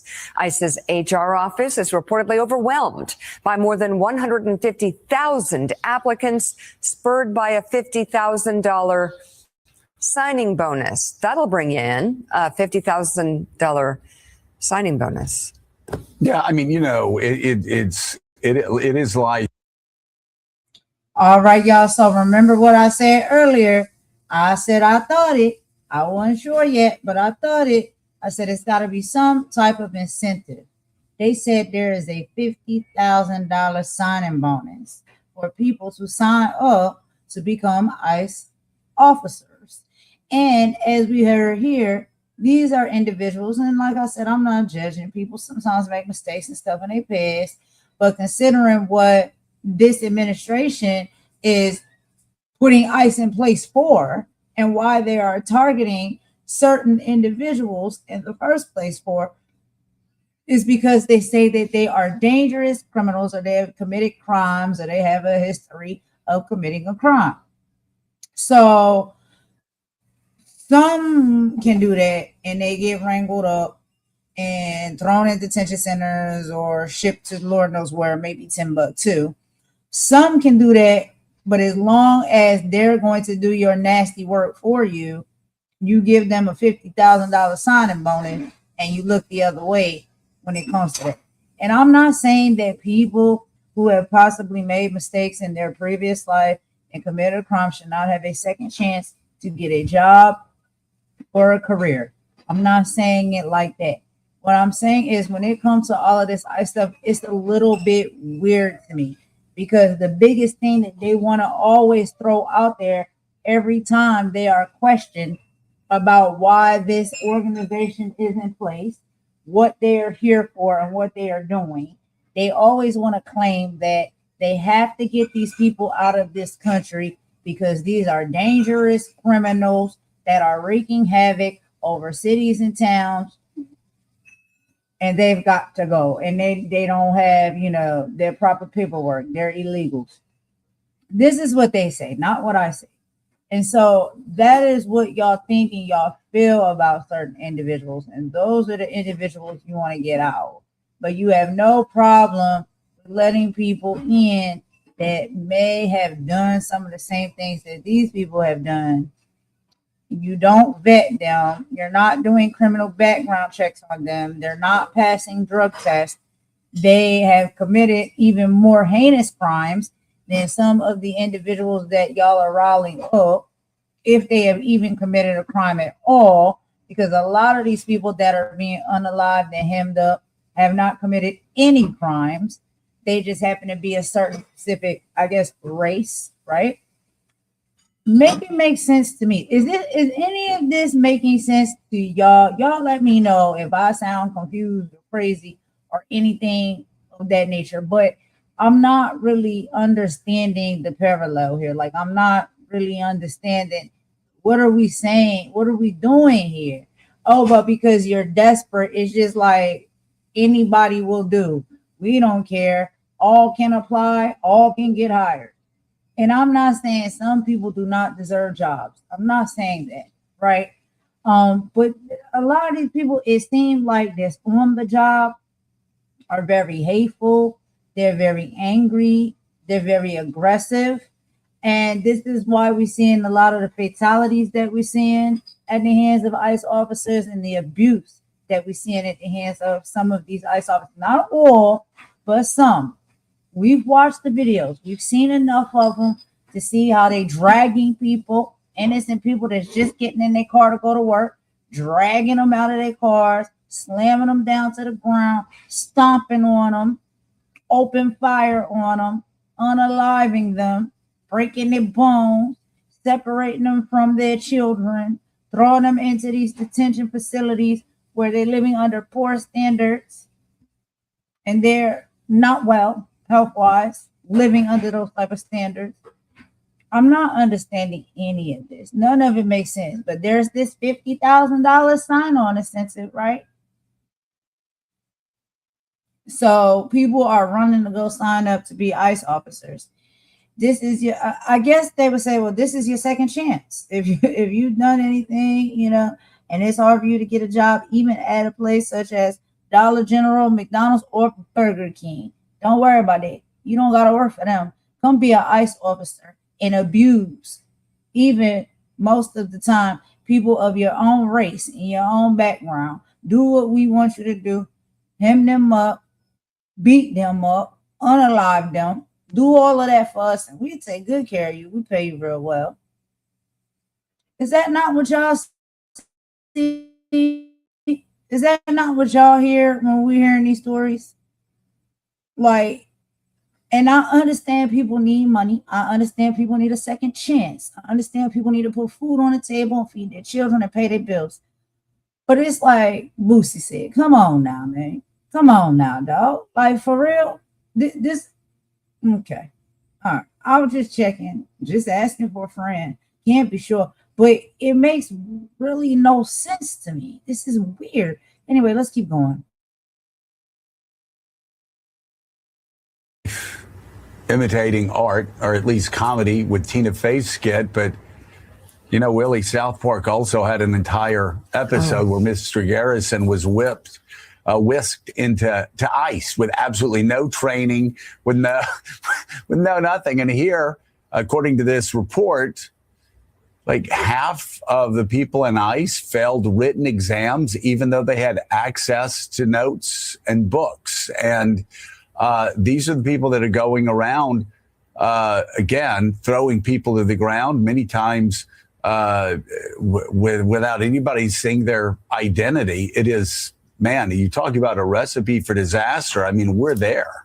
And if you have any doubts about the veracity of those claims, keep in mind, we have already had an investigation be done whereby a journalist got a job after burning tree right before her test and doing none of the background work. So ultimately, when you heard back from them, what was it? So I missed the initial email because I wasn't expecting it. Again, I expected them to Google me, and they didn't. A few days later, they sent a tentative job offer. And with that tentative job offer, they sent a bunch of paperwork that I would need to fill out for consideration. I would need to accept the tentative job offer. I needed to fill out paperwork saying I'd never been convicted of domestic violence. I needed to fill out paperwork for background check information. I needed to sign an affidavit that I could pass the PT test, all of this stuff, none of which I did because I didn't see it.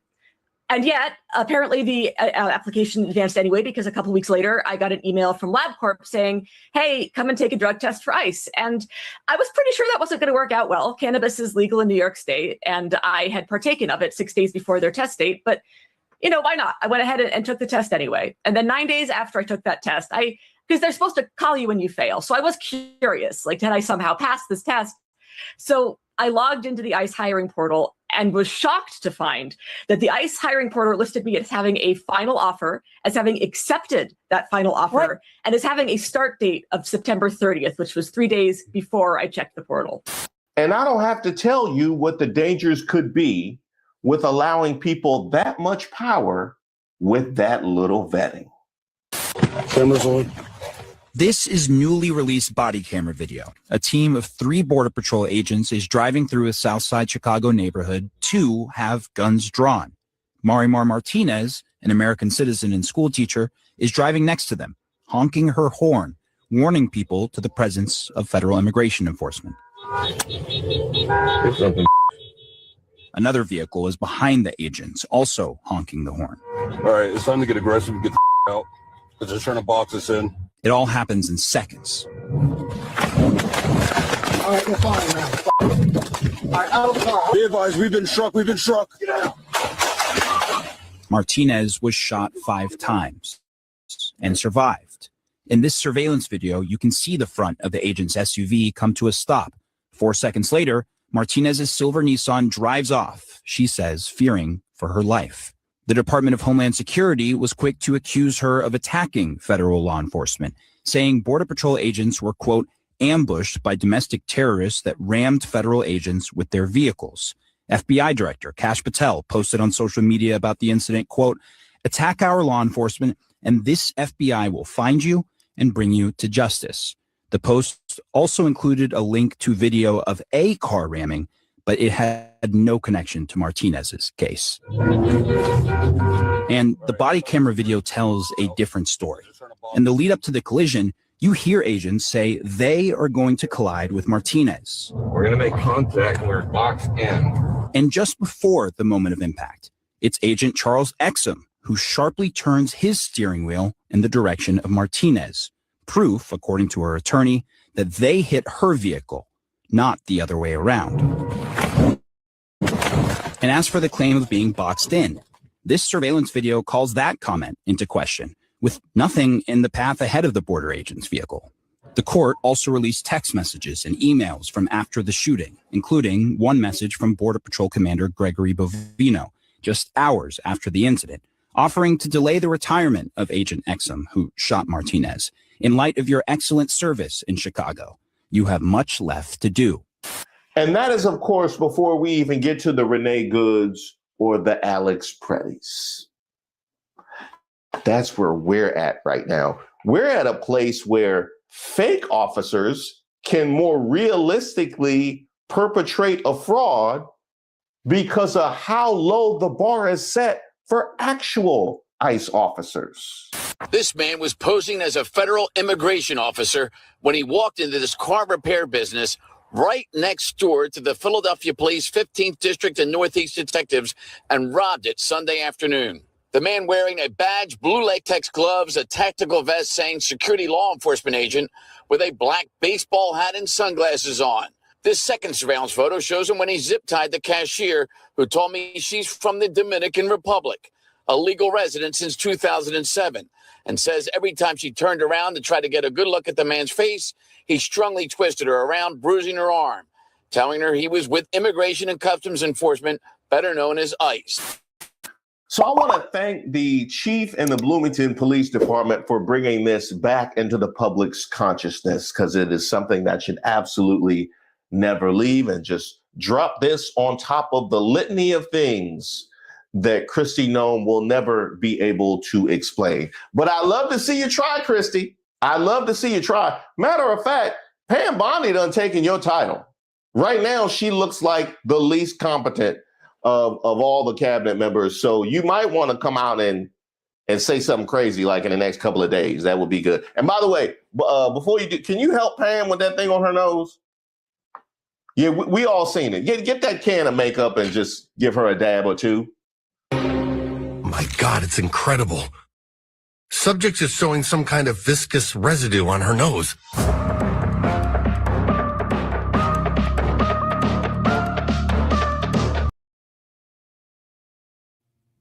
Well, y'all, there we have it. I could not believe while watching the video right there, even though Reese is hilarious to me.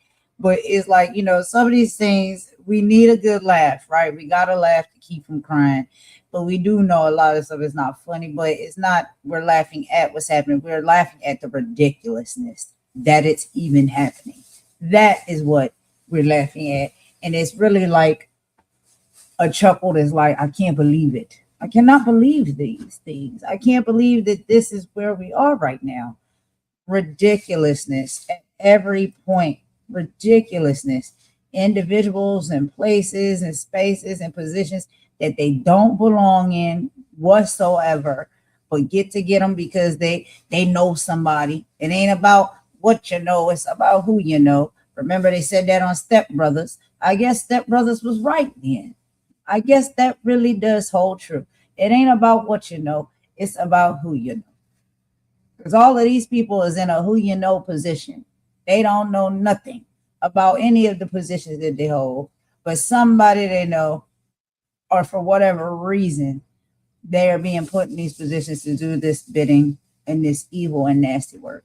And this is what we are dealing with right now. What a insult. What a embarrassment, especially when it comes to the United States, especially somebody living in the United States. And they know like worldwide people are seeing that this is how our country is operating right now. The embarrassment is just too much. It's too much. Many of us are very embarrassed. We are. And we know that y'all are embarrassed for us. We get it. We understand it. But anyway, y'all, I have held you so long. Thank you so much. We are at the 3:40 mark. We went way over in time. Thank y'all for still rocking with me, though.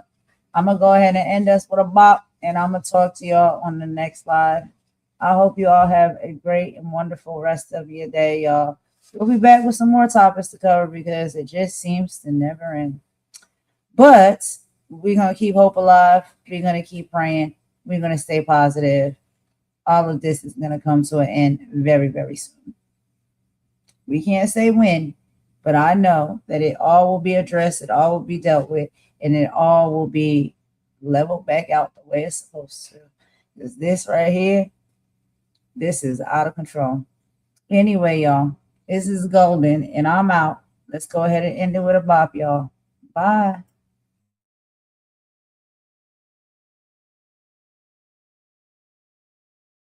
Sickness spreads in whispers, in poison wells and corrupted corrupted. But a community with a strong immune system develops its own antidote. This is the cure. Listen.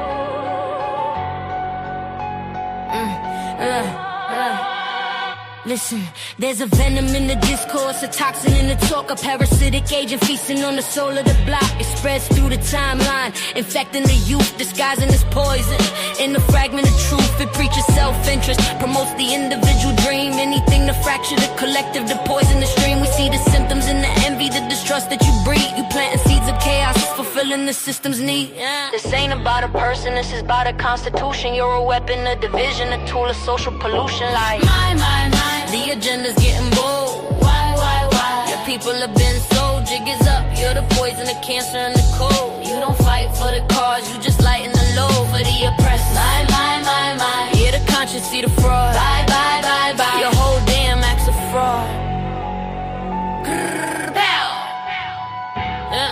You're a symptom of the sickness, a tool of the trade. For every conscience that we take, you pull us from the shade back into the darkness. Fighting sister against brother while you collect the profits, then go poison another. You weaponize our trauma, you monetize our pain. Tell us to tear each other down for your temporary gain. You speak the language of the people with the motives of the state. A sleeper cell of selfishness designed to make us hate. But the body's getting stronger, the fever's starting to break. We can finally see the difference between what's real and what's fake. Like my, the agenda's getting bold. Why? People have been sold, jig is up. You're the poison, the cancer, and the cold. You don't fight for the cause, you just lighten the load for the soul. My. Yeah, the conscience, see the fraud. Bye. Your whole damn act's a fraud. But the antidote is unity, the cure is in the roots. It's the knowledge of the elders and the fire in the boots of a generation rising that refuses to be bought. Recalling all the lessons that our ancestors taught. We cleanse the foundation, rebuild the immune to make the collective a garden where the real seeds can bloom. You can't poison a forest that shares a single source. We are the uprising, the unstoppable force. This is a conscious rebellion, a surgical strike to separate the healthy cells from the ones you're alike. This is more than a track, it's a code of the core to protect the foundation of what we're fighting for. So let them have the clout, let them have the fake fame while we reclaim the power that's attached to our name. Every word is a brick, every verse is a wall to protect the community and watch the poisoners fall. So let the record show a community divided is a target, a community infected is a tragedy, but a community united is a revolution. And the golden rule, protect the people. My